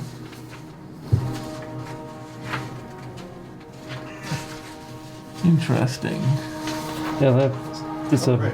big blast. Oh, we'll save that for when I'm blasting something big. I'm just trying to hit 2 smaller things at the moment. Which one lets you do that? Right here. That's the last one. Oh. Manipulate magic? Yeah. So I'll do an attack roll. Eldritch Blast the 2 of them. Yeah, Eldritch Blast of 2, basically. Yeah. Blast. Eldritch Blast. All right. So if you hit the one, you can hit the other? Is that what it says? Yeah. So I'm gonna do an attack roll. Okay. If it's successful, I can hit another target, and by taking 1 stress, and then I roll my damage. However, I do that. How do I roll the damage? Well, it's the. Well, you have to It's see going if to you be. attack You first. attack with this, so it'd be 1d6. Yeah. 1d6 plus 3. All right, let's see if I can hit him. Oh, that sucked. Got a 7 with hope. 9. 9 with hope, I'm sorry. plus- It's plus 2 for. Plus 3. No, instinct. Right No, here. instinct is plus 2. Right, but. That's, He's not doing damage yet. Oh, yeah. I got you. Sorry. So you got 9 to 9. hit, Okay, so that's a miss, but and it's a fee. No, it's a hope. hope. that's hope. Good. Okay, so you get a so hope. mark a hope. Do I mark it? Do I mark a Yeah, hope? you mark a hope. I'll mark another hope. Oh, wait Yeah. a second. So So wait a second. Roll any number. All right, so I can go ahead and spend my 3 hopes that I've got, and I can re-roll this. oh, is that? I thought that was re-rolling damage. Oh, wait a second. The damage? Yeah, that's re-rolling damage. Oh, dice. You have okay, to never hit mind. before you can. Never do mind. damage. Never mind. That's fine. This is all new to us. You have 4 hope You now. can do something from here, spend a hope, and use one of these abilities to add to that.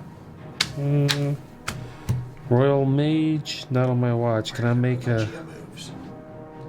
All right, so I can say not on my watch. Let me see. That would take me up to an 11. No. I made 11. Spellcaster. Yeah, I it would, made 13. No, you got a 9. 9. it get you 9. Okay, 9. Yeah, okay, so that's 7, 8, 9. So I don't think that would hit, so I'm not going to do that. I still don't think that's going to hit. Okay. I mean, like my evasion's 11. So Yours is 10. So it could hit, and they are small. All right, I'll give it a try.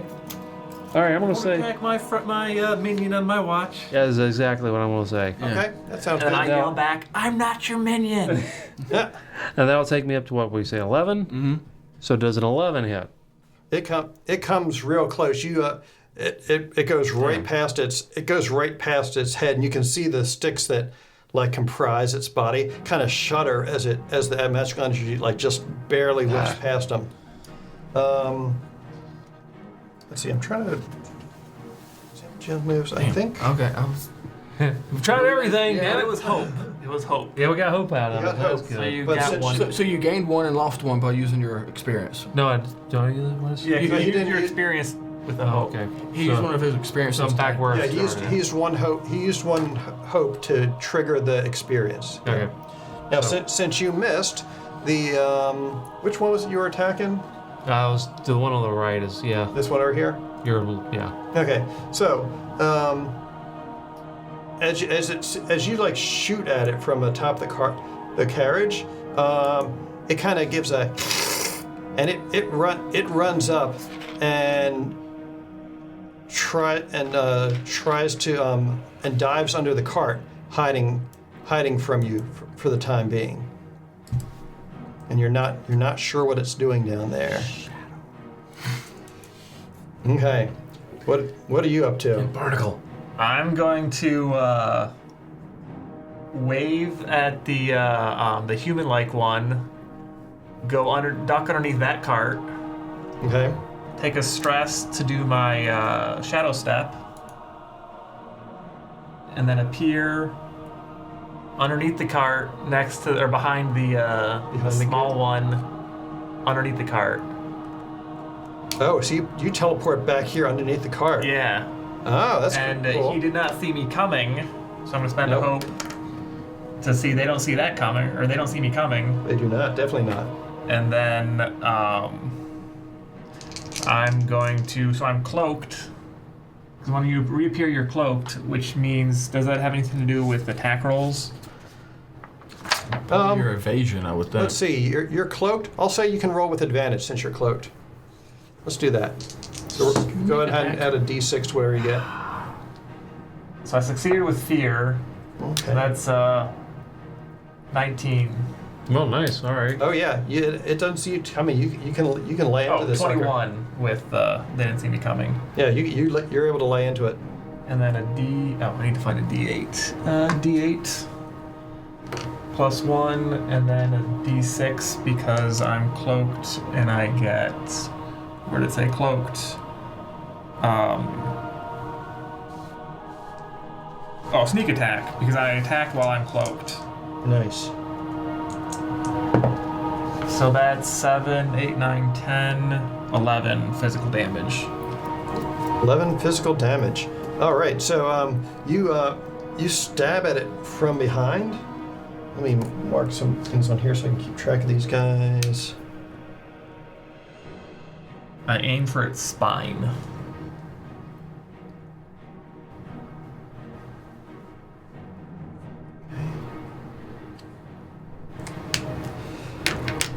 Yeah. So you actually hurt it pretty badly. And that's going to be a major wound that you inflict on it. All right. So you lay into it from behind, and your strike with your weapon snaps a whole bunch of branches, and then like thuds onto something that feels like it's softer inside all the brambles, and you hear it go.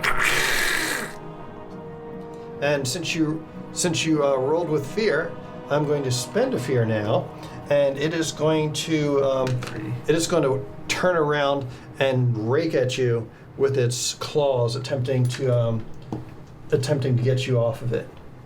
So that is, it completely whiffs. It strikes at you, but its claws catch on the axle, and you just see splinters of wood come off the axle of the carriage, and it's going to try and retreat away from you now and back into the woods. So it retreats further away like this. All right. Let's see. Anyone like to act next? Yes, I'm gonna. As I approach that one, I'm just gonna take my longsword and just try to cleave it into Twain. right through the midsection. All right, go ahead and make a roll. Even twain. Yes. What's that? It's a 9. Do I have a bonus? No.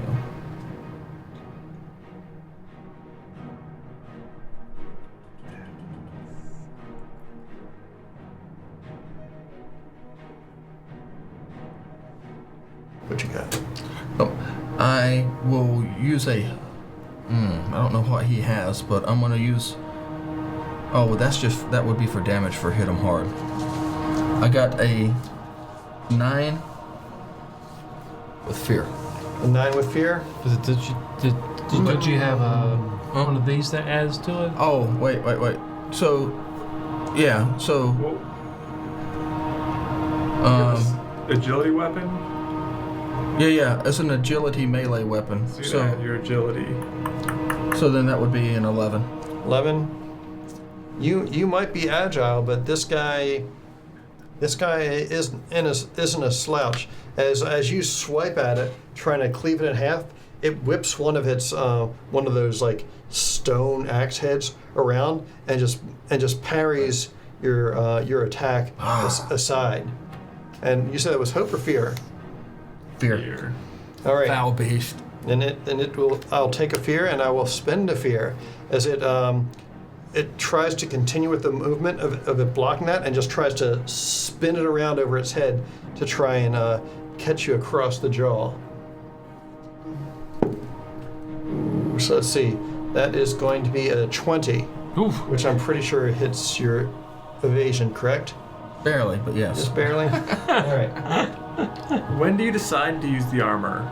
Can you decide after they roll? You can decide after you know what the amount of damage is. Okay, nice. He's Okay. doing a damage roll now. So that would be a 6. So not quite as strong of an attack as it had hoped for. But how's that compare to your damage threshold? It looks like your minor threshold is a 7. Yeah. So yeah, so you'd only take 1 hit point, HP. or you could use an armor to reduce that to nothing. Yeah, I'm just gonna use an armor at this point. Okay. I've got- So you jerk at the last second and allow your pauldron to take the hit, and so your pauldron gets snarled up, but it manages to save absorbs to save your face from getting a deep gash along it. I'm going to go ahead and I'm going to spend another fear to have one of these other guys. So the human-looking one is going to. It sees that there's 2 enemies over here, so that looks like a bit more than it. Can't see me. Well, okay. Well, it saw that its other buddy just ran out from behind there for some reason. So Bloody murder. it's not sure what's going up with that, but it calls out something to its buddy over here, and it's going to. I gained a hope. Okay. They can go 6 squares. Yeah, I said about 6 squares Why per. is it not? Oh, I'm on the wrong layer. Okay. So this sucker is going to go 1, 2, 3, 4, 5, 6. It's kind of taking. No, it'll go up this way to interpose itself between them. Use the cart to interpose itself between the mage that it knows is there and whatever the heck else made its friend flee. It runs up over here, and it looks like it's calling over to its buddy to come help him. So its friend is going to come running up this way as well. Which friend? the other woody one who is over here, Okay. and it waves him over and it's kind of like keeping an eye out for him and points at him. And the spindly one, it just raises its hands up and goes like, phew, and you see a bunch of like darts get spit out from its fingertips as it fires a bunch of like barbs at Garrick. No. So that is a 12. Does a 12 hit? Not if I take a stress. All right, you can feel free to use that. Well, so it says when I'm targeted by an attack that's beyond melee range, I can take a stress and roll a d4 to add to my evasion. Okay, sure. So then, and that's a 3, so that makes me a 14. All right, the darts go whistling past you as you're You do the Michael Jackson. Yes. you can kind of hear something whistling through the air, and you just kind of jerk yourself out of the way, Nero, or Neo. Yeah. yeah. and it flies past you. Where did the one that went from underneath go? Did he leave the battlefield, or? No, it's still there. Let's see. It looks like I moved it to the GM layer by accident. Oh. Let's move it back to the token layer here. There you Oh, go. there it is. There's right there. Okay. Do you want to do something? So I'll try to blast again. Mm-hmm. This time on that one that's right in front of me. Wounded? Huh? The wounded one? The one that ran away that's over there and now is wounded that he hit from. Yeah, I think we can finish him off. All right, I'll try to finish him off. Okay. I'll try to do a blast on that one. Well, if you hit him, you can hit the other one. Yeah, that's what I was thinking, yeah. All right, so I need a roll, attack roll. Hopefully I'll do better this time. Come on. Hope. I hope it's a hope. Damn. It's a fear. What'd you Is do? it low?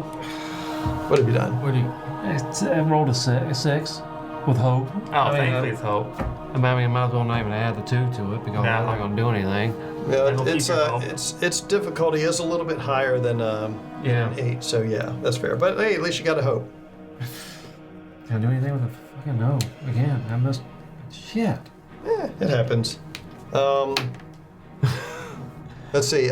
As you whiff, a bolt of magical energy goes streaking through the air, and these guys are a little bit hard to see. It's not super bright out here with all this tree cover, and it being as it's dusk anyway.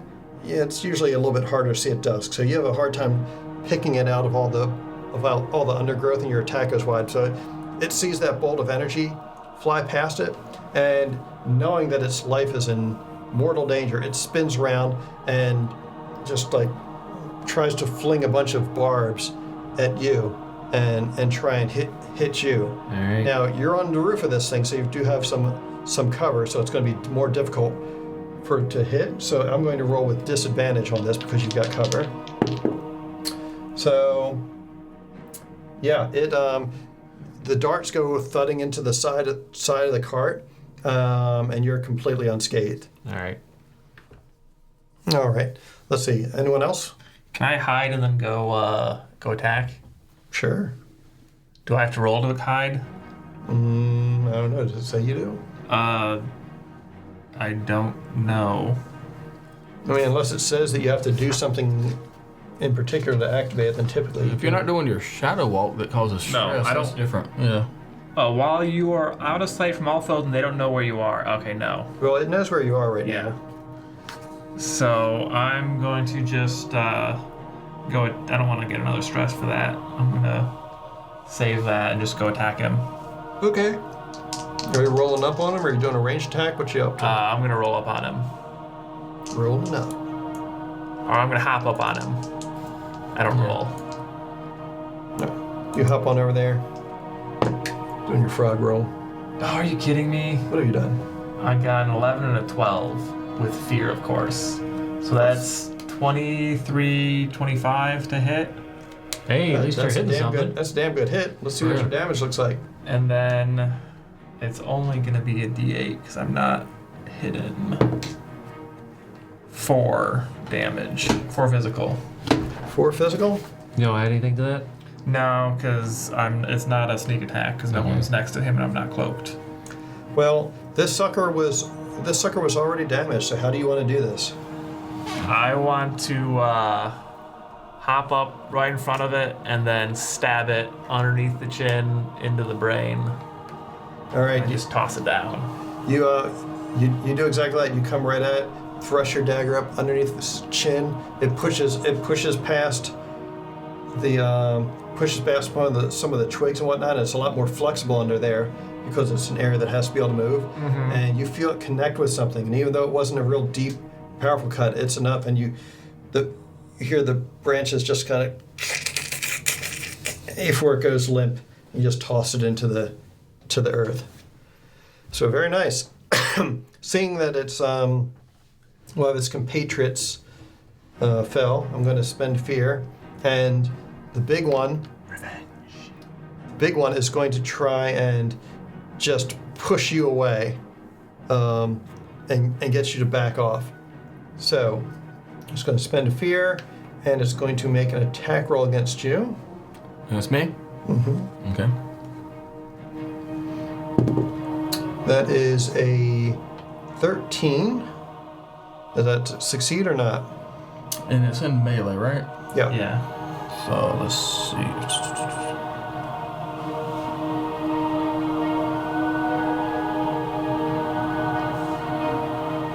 Oh shit, I could have done that earlier.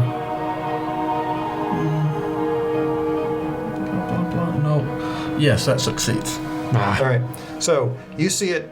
It looks angry almost, and you see it just concentrating. It's like, and suddenly there's like a concussive blast that just pulsates out from it, and it hits you for.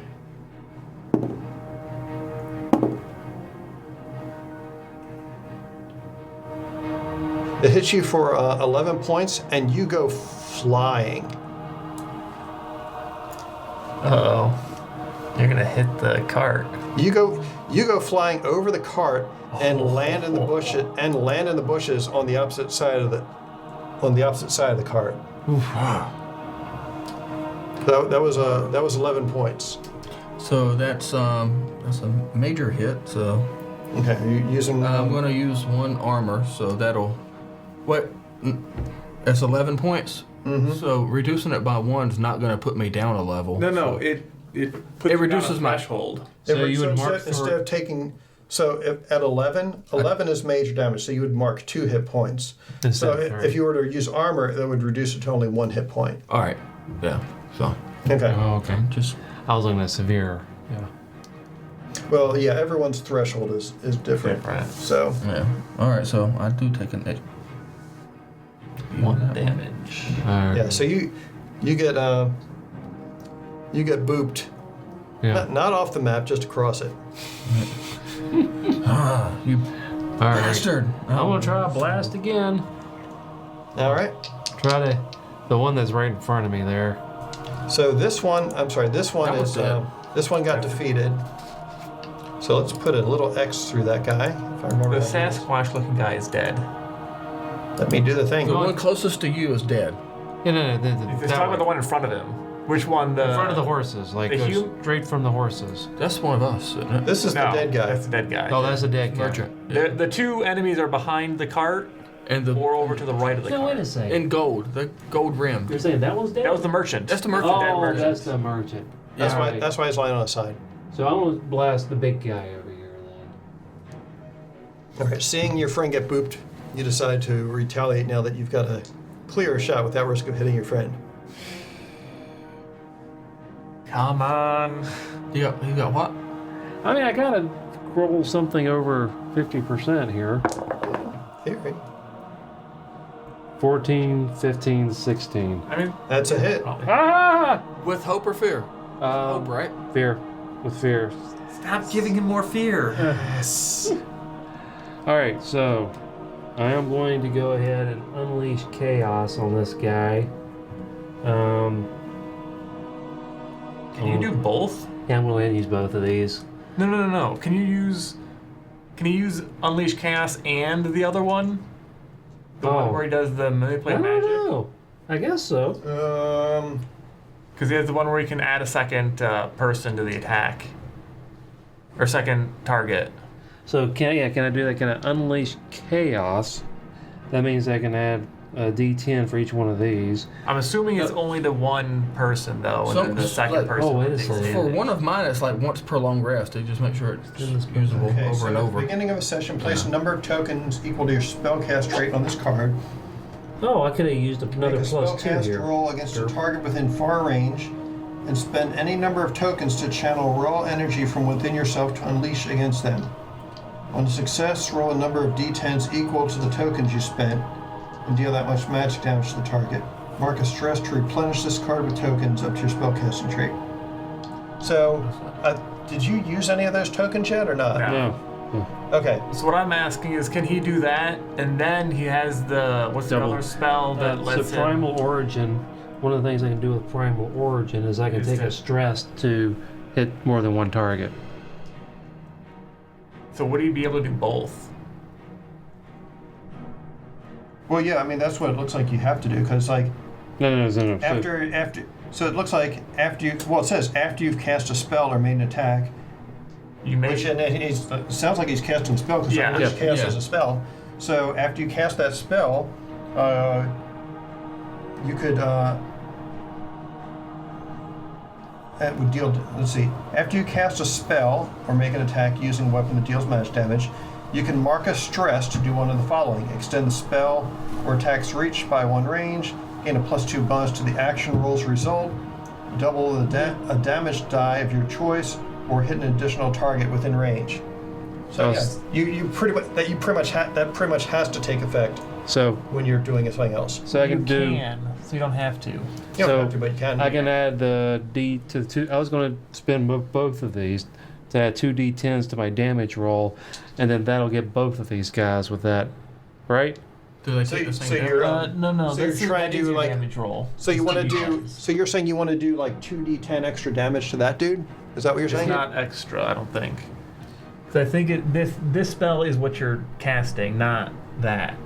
Oh, so this No, is. he's casting Unleash Cast, and Yeah, then that's what I'm saying. yeah, you He cast He thought Unleash- he was using the dual staff to attack and then unleashing chaos with it. So he would have. No, you're done doing that. you're doing one or the other. Yeah. Oh, so- okay. Because so otherwise I'm that'd be doing- 2 attacks. I'm this doing is- Unleash Chaos on them, right? Okay. Yeah. And then you were thinking of using that to add a second person. Yes. Yeah, because Okay. you can only do one action roll, and you're doing a ranged magic attack with your staff is one action roll. Casting a spell like that has a spellcraft roll, that's a second action roll. So you can only do one action roll during your turn before you have to. Okay, Yes, it's gotcha. not- Okay, so I'm going to cast the spell Unleash Chaos. Okay. That's what I'm doing. You want me to roll again, or is that okay? The one roll I already had. No, Yes. that All was, right. that was definitely a hit. All right, so then we're going to do 2d10 basically. Okay. So you're going to add two. You're going to take a stress and then do 2d10. So you'll clear both those tokens. So Alright. I thought it was an additional D10 per token, right? No. No. Yeah, So the stress is to repair, to replenish. yeah, but I can do that Oh, later. okay. So he was going to take a So stress. yeah, I was think. thinking I would do the 1d6 plus 3, then 2d10 on top of that. So it's just 2d10. So which one is So actually? you're going to do this, and then I thought you were going to do this. Yeah. To, I'll do that too. Yeah, but I was thinking I was attacking with this and then adding the Unleash Chaos to it. So I'm trying to No, I think. think here. Unleash Chaos is the primary thing. a second. So hold on a second. So this is 2d10, Or a 1d6 plus 3. Okay. Roll some dice. Well, the D6 plus 3 doesn't take effect because that's not what you're doing. No, You're he doing was- a- he- I was trying to decide which one is actually a better thing to use. Okay. I'm Yeah. confused about. Yeah, he okay. wasn't sure which one he wanted. Yeah. Well, all right, I'll do this. Let me see here. Confused. Okay. These are the It's D10s, a right? little bit confusing. That's a D10 Yeah. right there. Yeah. The pointy ones. And there's a That's That's an a eight. D8. That's an 8. there we go. Do a D100, and you can have it as a That's a D10. 10. Another D10. There's 2 D10s. Now, is it just 2 D10s or do I add anything to it? Yeah, so it's 2d10 because you're taking those 2 tokens. Yeah. Then do I add my... No. And then if you're doing the primal origin thing, you can either extend the spell or attack's reach, which you don't need to do. You can gain a +2 bonus to the roll's result, which you don't need to do. Or you can double one of the damage dice of your choice. Or you can hit another target that's within range. I want to hit another target. Well, actually, these guys over here that are behind the cart, are they They're still far range. Yeah, They're but they're- within range. But are they in cover? They are within cover relative to you, or at least the one on the left is. The one on the right, if you were to move further over to the right side of the cart, you could probably see it. Okay, let's say I do that. My question on the add a second person. Does he need to spend more? Is it still those two d10s that he's attacking that second person with, or does he have to spend more of the dice? Because The damage you're adding carries. another target, because the damage of the spell is 2d10, because it's Okay. spent with tokens. Okay, I was just curious. Alright. But do I add my instinct bonus of +2 to that? Didn't say, because I didn't read anything about that. Yeah. Alright, so it's just 2d10s. Alright. Max damage. Max damage. Yeah, so So that's a 12. It's not bad. It's still better than what you'd have gotten With max the- damage. yeah. Yeah. Yeah. So 12 points to two of them. That one and that one. So 12 points to this one and 12 points to that one. okay, to the The big one The that just guy- to the thorny one. Okay, because you can see the thorny one. Yeah. Okay, so you blow away, you disintegrate the one at the end of the cart there. Nice. You totally destroy that. I'm gonna little go ahead guy. and take a stress 2. So that you had to take a stress to be able to like activate that primal origin. Yeah. Yeah. So after you No, no, cast a no, no. spell, No, not make that an one. The attack, other one. You Oh, can that's- mark a stress to do one of the following. So yeah, you used a stress to use your primal origin. So I'm gonna take 2 stresses What's the second stress for? to replenish my unleash chaos. I Your don't tokens? know. You might have to wait till another turn to be able to do that. I think. Okay, alright. I'll just take I'm one. not sure. I'm inclined to think that you have to wait Oh, I see. to do that till later. Alright. Okay. So just 1 stress then. Yeah, we can check that later. Alright. And then let's see. That was 12 points of damage. Yeah. All right. You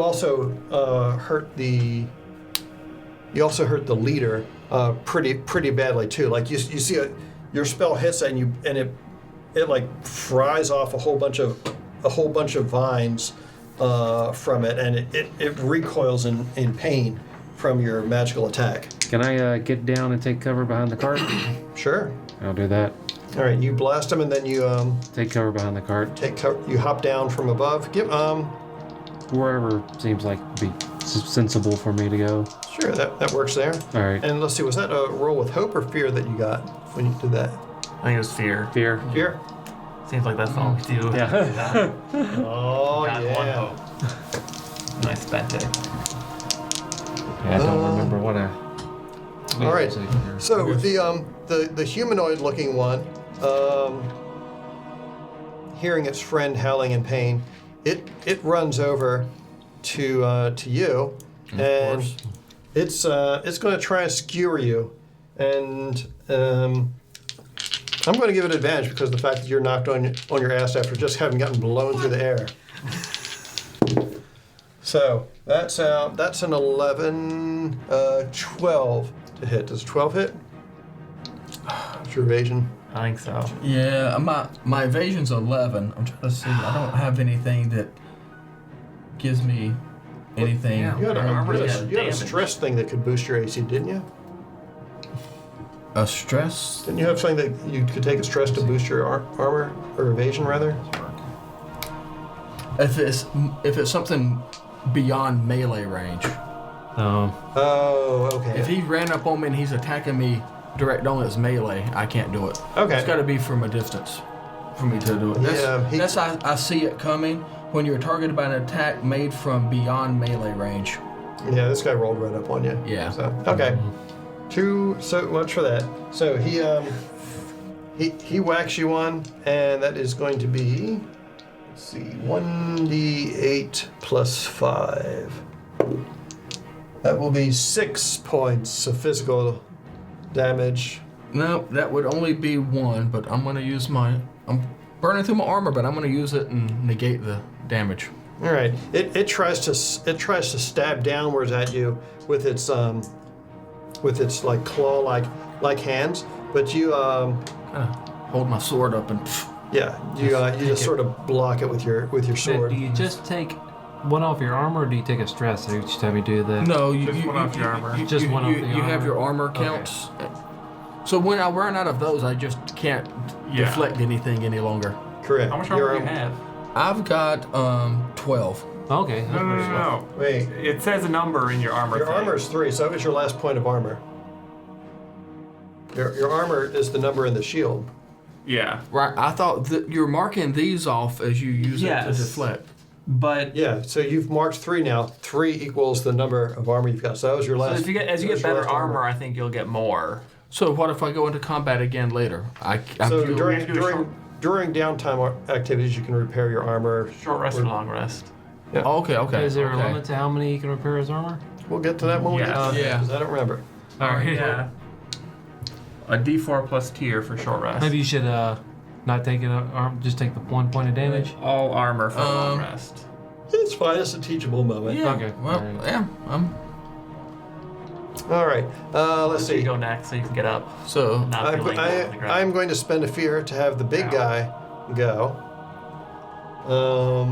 The big guy,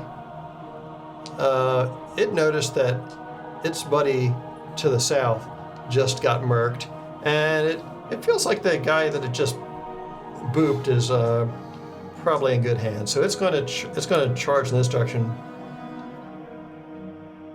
and it stops right about there, and you see it just do like this whip thing, and it lashes out at you from a distance with its vines, with this sort of like axe heads it's got in its Okay. vines, and it tries to hit you with that. So let's see how it do.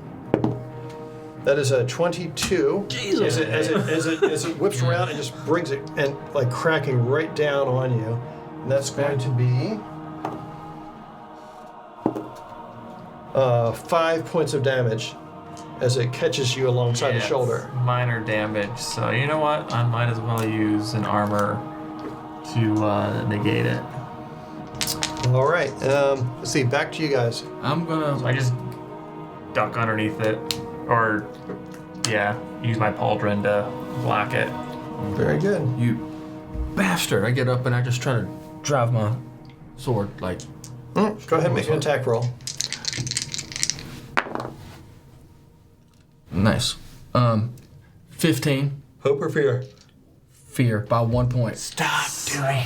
By one. It's an That's what I did. That's what I did last time too. It's an 8 and a 7. Oh, It's an so 8 and a good. 7. I'm being so honest. good. So I drive it. So I hit him right, You did hit him. and so that's a D8 plus 3 for That's a good physical idea. damage. Set 'em up. But I'm gonna use one of my hope and do the hit him hard. Okay. There you go.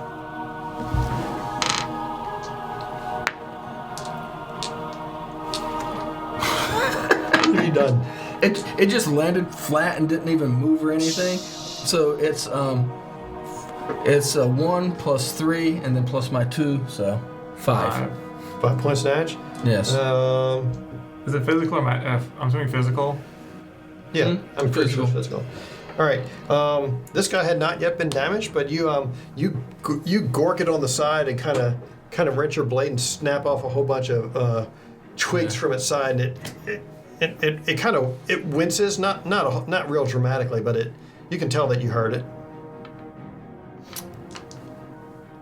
You're dying on my next attack. Is it my turn, or is someone going? I don't know. He rolled with fear. So That's what I'm asking. yeah. So this guy is it's not happy that you just damaged it. So it's going to try and reciprocate. It raises its hands above its Oh, head. wait. Can I do something different? Can I wait? What are you doing?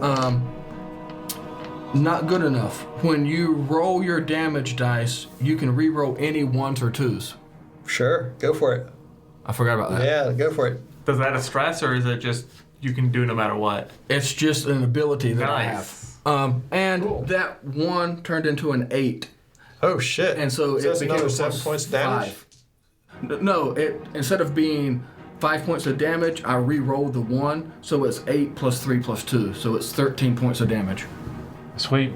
Base. Oh, well, that changes everything then. You Yeah. So you it looked like you had just drove it through his looked heart, like you yeah. had just grazed its side, but seeing that it wasn't a deep cut, you just wrench your blade free from the side and then come back across and you decapitate it. Nice. Sweet. I forgot about my ability And there. It's the glowing coals of its eyes are just like huge at this unforeseen twist, Right. and then you just see the eyes just kind of dim as its head leans sideways and topples off and rolls off into the bushes before the body like just kind of give it a push and it falls over. That is awesome. Not good enough. Not good enough. That was cool as hell. Yes, it was. That makes mine move. The remaining guy who's left now that all of his little friends Run, you little fuck. are deceased, I'm going to use a fear, and he thinks better of it and runs off into the forest, leaving you guys alone. Can I make a parting attack? Sure, you can go ahead and try and make a ranged attack on him if you want. I was gonna shadow step to right behind it. Yeah, if you want to try and shadow step over to him. I was gonna walk behind a tree into the shadows, pop up right. Yeah, pop up out of its his shadow as he's running and try to jump on his back and stab him in the. All right, go ahead and make your roll for it. And I might as well. He didn't see me coming. He did not see you coming, no. Hope of fear. 9, 10, 11, 12, 13, 14, 15. Hope of fear. With hope. Yes. All right, so you said 15? Yeah. Yes, you managed to succeed. Roll And damage. Since I was cloaked, I get a D8 or a D6. I'll get my D8. So that is 5, 10 physical damage.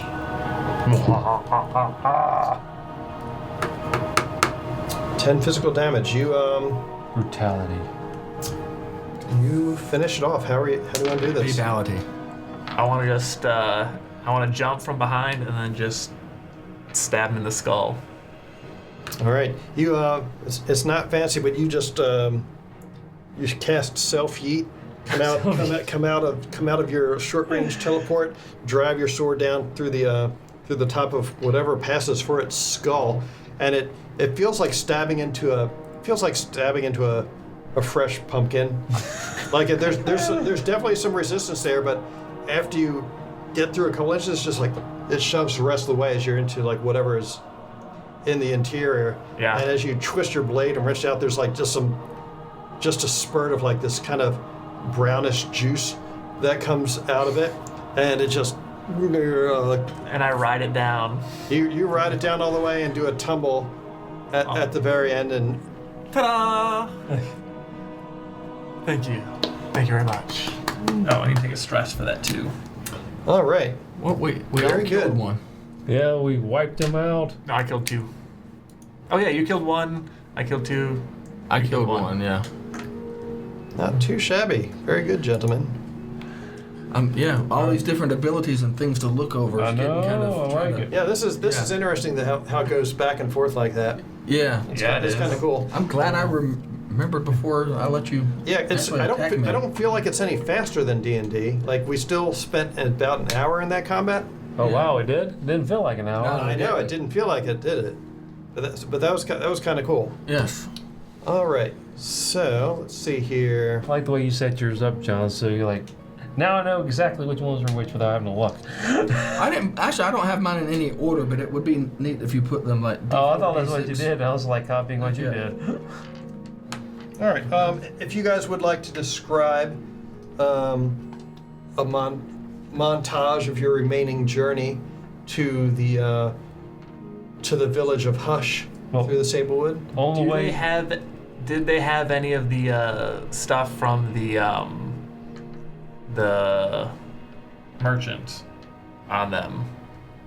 Like, were they the ones that ambushed the merchant? Yeah, did they, Oh, take, yeah. did they take his gold or? You want to see if they Big guy can. had handfuls of gold on him.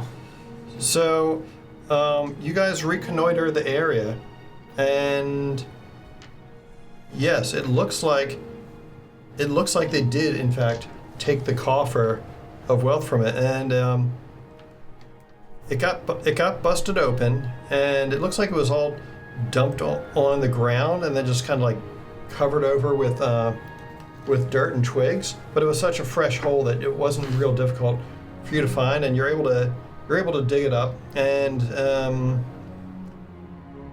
trying to remember how wealth is.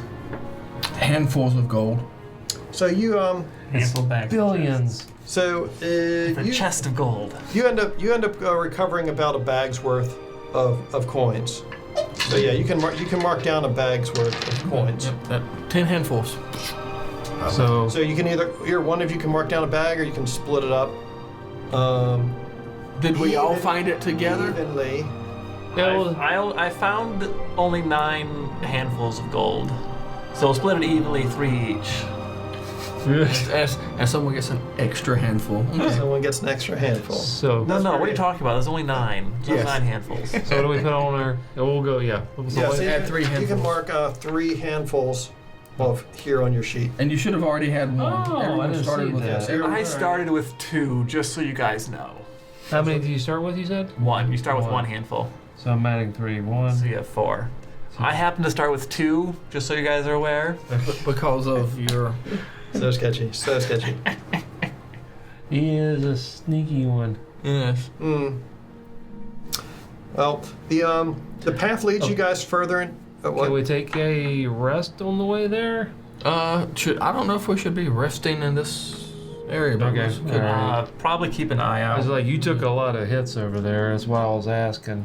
I have no armor left, but I still have a good amount of HP unless we come across something big. But I think we'll make it to town pretty quickly at this Alright. point.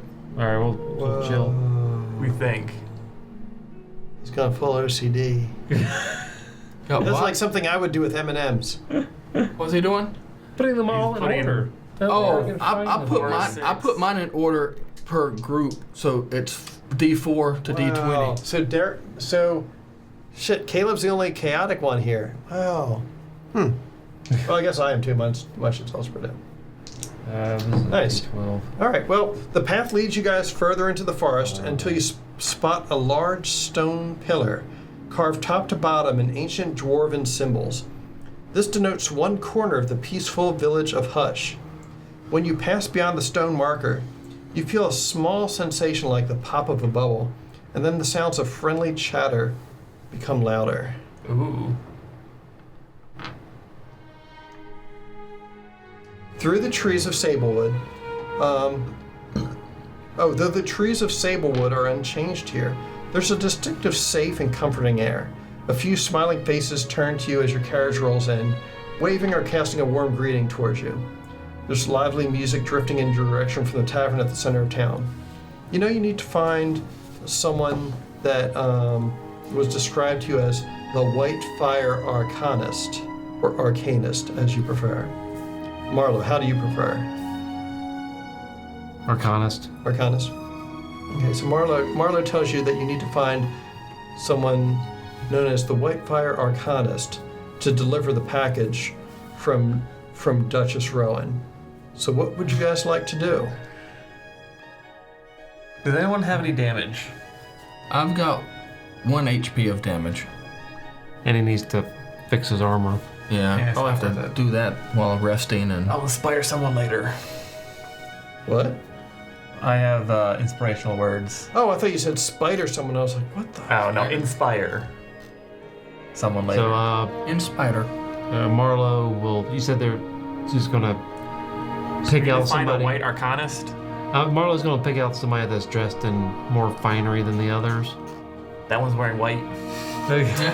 So you as you're looking around, you do see someone. It's it looks like another elf wearing trappings that are not quite like a sorcerer, but they look more like they might be a wizard or perhaps a cleric or a druid of some sort. So you find a soft-spoken elf. They look like they're probably older than you.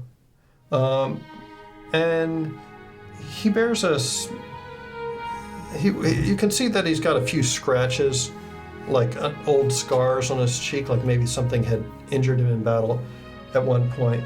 But you notice that they're sort of idly stroking a little fox bat that is perched on their shoulder. You're not sure if it's a familiar or what, but it's got a little fox bat on its shoulder that it's kind of petting as you approach, and he nods to you in recognition of your fellow status. All right, so she's Lordborn, so you have an advantage on roles that involve the history, culture, or politics of a prominent person or place. So I was like, I want to identify like what exactly this person is.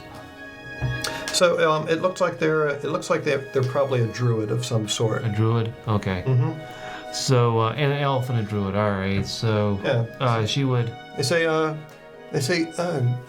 greetings, sister. Would you I see that you're new here. Would you care to join me in a game of cards and acorns while we talk? Sure, of course. Very well. Does she know how to play cards and acorns? Is it a nobles game? Give me a knowledge check.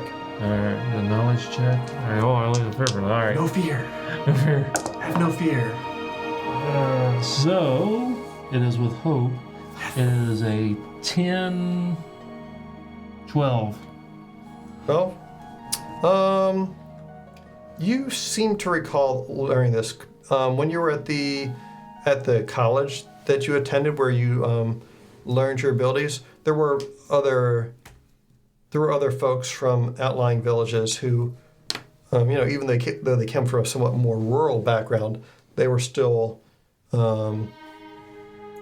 getting a formal education as well. So yeah, this is something that you would have played when you were younger in school with some more rural students. Well, she'll start off by inquiring about the happenings of the village. If there's anything important that we need to know about. Well, the first Moss Festival is occurring later this week. That's in case you're not familiar. That's when we celebrate the beginning, when the first fruits of the year begin to ripen beneath the moss. It's a celebration of the arrival of spring and the abundance of fresh fruits and vegetables that our town will soon have. Don't know if we'll be here for that next week. Well, I don't imagine you would have. You don't look like the sort who would enjoy any good-natured arm wrestling competitions, but we do have stone painting classes that some of the drawers will hold, and there's also a marketplace full of artisanally crafted local pieces of artwork. Arm wrestling, you say? That sounds like a lot of fun, actually. Yeah, while you're playing, you notice that Garrick is walking by, possibly with his armor doffed at this point, since it's in desperate need of repair. A bit shoddy at this point. Yep. You can see the guns now. Yes. Time for the gun show. He says, yes, you look like someone who might enjoy an arm wrestling contest, or judging by the look of you, possibly boxing. Yes. Both are quite fun at times. Yes, indeed. It makes a good punching bag. Though I think I've had my share of boxing for the day. You had a bit of an adventure coming to Hush, have you? A bit, yes, a bit. I'm going to then inquire about white whatever. Arcana. Yeah. the White Fire Arcanist. White Fire Arcanist. He says, yes, she lives, she's an older fairy. She lives further to the south of town, actually. But at this hour, I would probably recommend spending the night in Clover Tavern before continuing your adventures, especially if you've some wear and tear on you. Yes, I could use with a bit of rest and a drink. And as you mention that, a drink, you say? And you see that there's an older woman with like really thick braids coming from her temples and her hair, and she's got like her braid kind of looped around her shoulders under her chin, and you can see it's a really stout dwarven lady. And Did the female dwarves have beards in this world? not that you know of. Okay. No, but it's the way it's placed. It almost could resemble a beard because it's just like a big.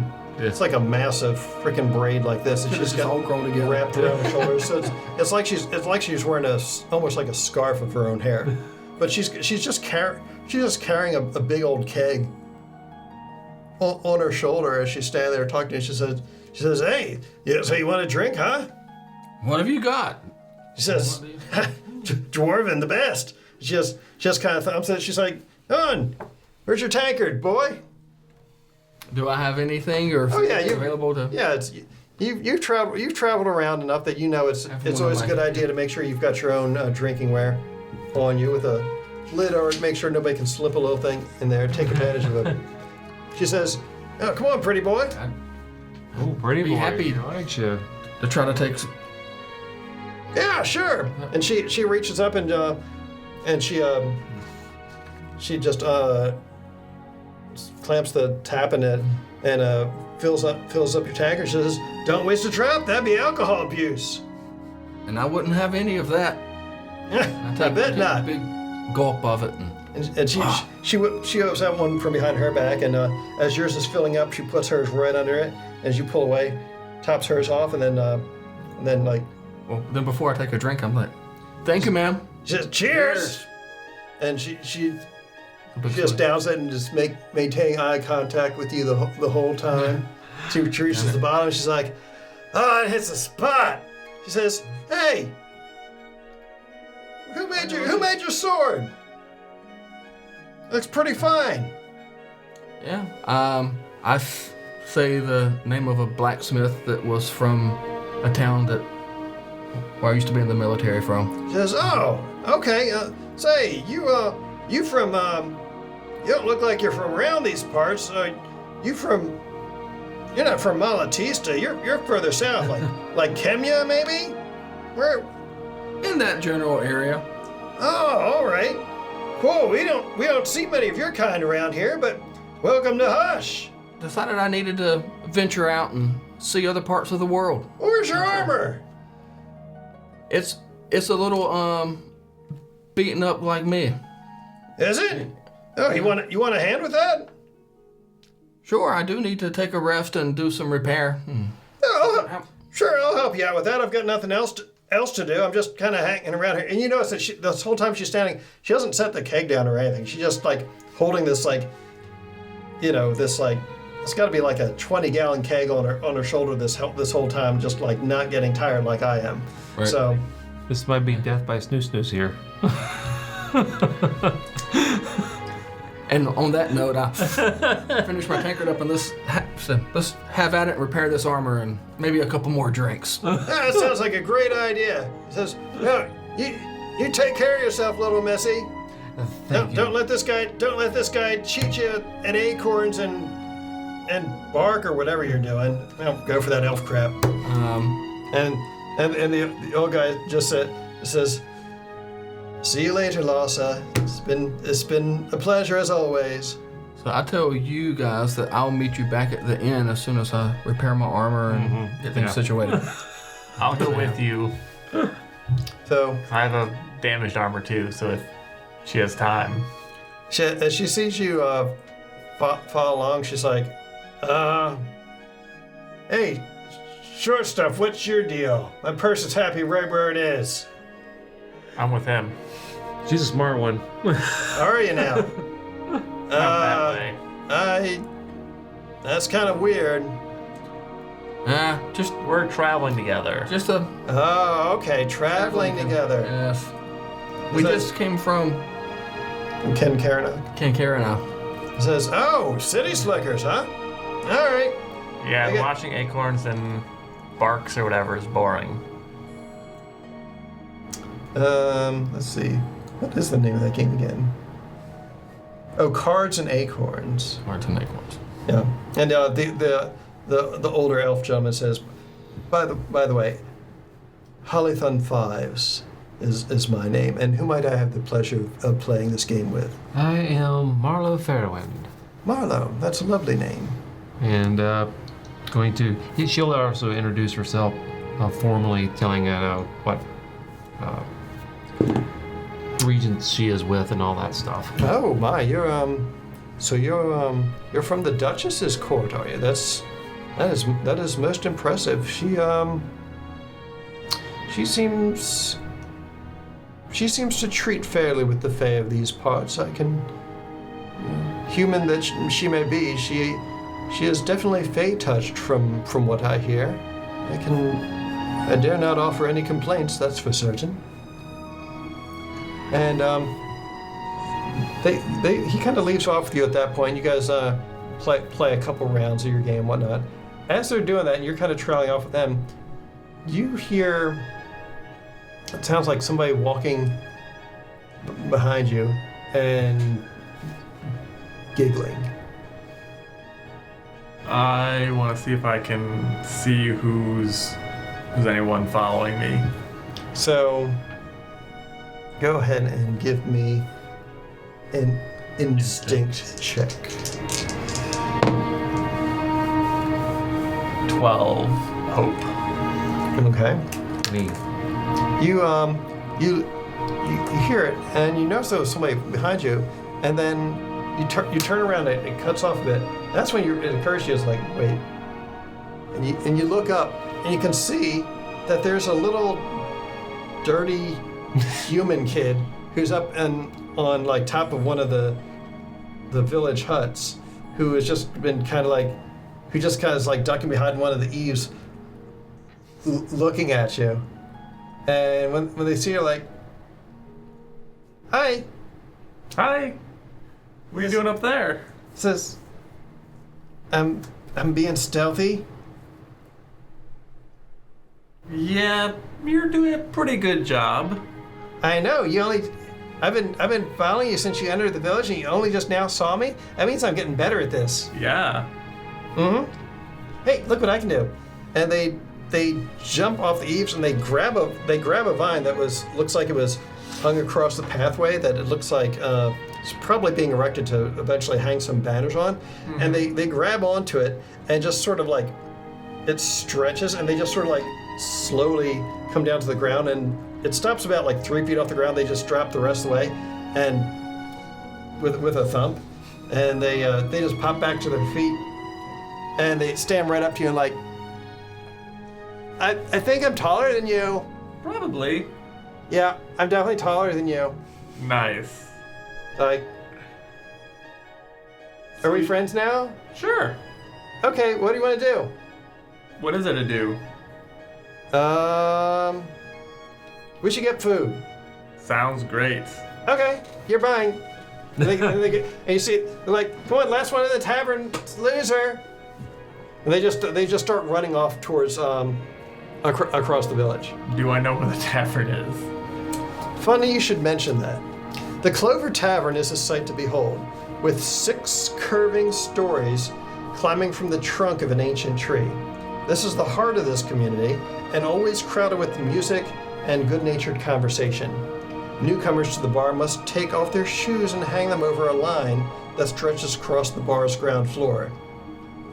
Inevitably, Fidget, which is the name of this child, Yeah. as you know, is because they're always they're always playing with something or finding a reason to pick things up that may or may not belong to them. They say you got to take your shoes off, but by the time you leave, the fairies will have filled it with like goodies. So yeah. So what do you want to do? Well, let's get some food first. Okay. Does he have shoes? I don't think I have shoes. So the kid real carefully balances on one foot, takes the shoe off, bounces on the other. They don't sit on the ground. They just balance and take the shoe off like that, and then they try reaching up to it, and then they get the idea. They look at you and they go, oh, and they just tie their shoelaces together, and then they just kind of go, ah! And they go like that, and they bounce some of the other shoes off the line, and they clatter to the ground. But they get theirs on there successfully, and you're not sure if they're going to be able to get it off because one of them just goes wrapping around 2 or 3 times.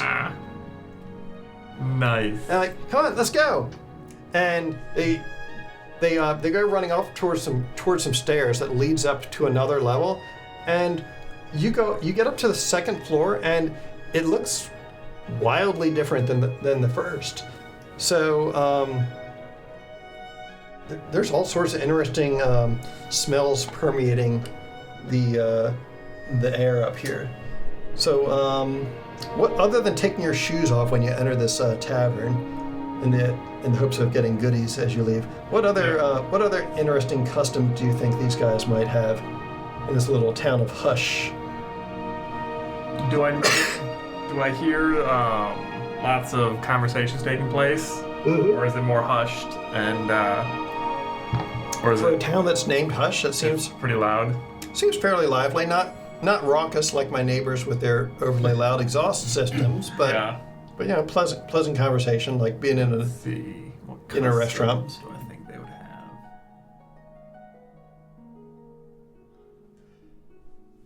Body chill. I don't know. Why is the wallpaper not changed? What would they do?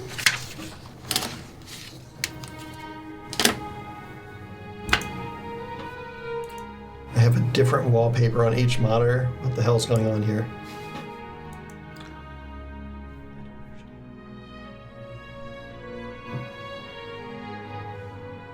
Maybe I have to select this for each monitor? I don't understand what's going on. I told it to do a slideshow every 10 minutes. Oh well. Whatever, man. Huh. Fine. I'll do it myself. And what was the dwarf's name? La something or? Lhasa. Lhasa. What is this? Just part of the slideshow? Different scenes? No, this is my normal desktop wallpaper. Oh, okay. Oh, okay. It's the woods, the edge of the woods that we came in. Trees are it's big not, enough. it's not very big, and trees aren't really. There we go. Oh, no, okay, that's cool. Okay, so you got nothing? I can't think of any quirky customs for tavern. That's all right. So, while you guys are hanging out, between the three of you, you managed to eke out some information. Halathon says, the Arcanist is quite busy, but if you've traveled so far, I'm sure she'll be more than hospitable. We'll be lost without her. She keeps this whole place protected by a powerful wall so that no dangers from the Sablewood can pass into town. You'll find her house to the south, through the farmland. It's hanging from one of the old Sablewood trees. You can't miss it. Now, did he say she was a fairy? Mm-hmm. Yep. So yeah, you guys can go ahead and, if you want, you can rest for the night here. Yeah. No. Good idea. I look at Lhasa and say, oh, it looks like our tag-along seems to have disappeared. Oh. I mean, I'm not there, so I can't say anything. No, he's talking to the female dwarf. Yeah. That I was walking with there. It says, oh, that's good. That gives us more time to work on getting you out of that broken armor and all patched up. Patched up, you say? Yeah. Yes. Yeah. Don't threaten me with a good time. Says, all right, give it here, buddy. You give it to her then? I think she's referring to the armor, but you can take that anyway. Yeah, I can take that any way I want, right? Yeah. So yeah, we repair the armor, have quite a few drinks, and All right. So she during a rest. I say, yeah, good thing he's gone. He can be quite a barnacle sometimes. Let me look up the rules for long Does he rest. take any damage from the It's on sisters? here. She seems to be more. Say what? It said long rest. Oh, long rest. Okay, let's I don't see have- what that says. I don't even know. Swap any domain cards in their loadout for cards in their vault. Choose 2 of the following moves, or the same move twice. GM gains an amount of fear equal to the number of PCs plus 1d4, and it can advance a long-term countdown. Oh no. Okay. And the actions you can do is tend to all wounds, describe how you patch yourself up, then clear all hit points, or you can do it to an ally. Clear stress, describe how you blow off steam or pull yourself together, then clear all stress. Repair all armor, describe how you spend time repairing your armor, then clear all armor slots. So you can do this to an ally's armor instead. You can prepare for the next day's adventure and then gain a hope. If you choose to prepare with 1 or more members of your party, you each gain 2 hope. And then work on a project. Establish or continue work on a project. GM might ask for a roll to determine how much to take down the progress count. So what would a project be? Like, can we? I guess you're Well, like. let's worry about that some other time, Yeah. other than a one shot. Okay, so I wouldn't mind picking up with us some time. Well, I don't know. I think if we do this again, I'd like to do some characters. Yeah, create your own character. Yeah. yeah, let's see. So I would. So what did I say her name was? Lhasa. Lhasa. Yeah. So Lhasa is able to help you completely recover your armor. So that's taken care of.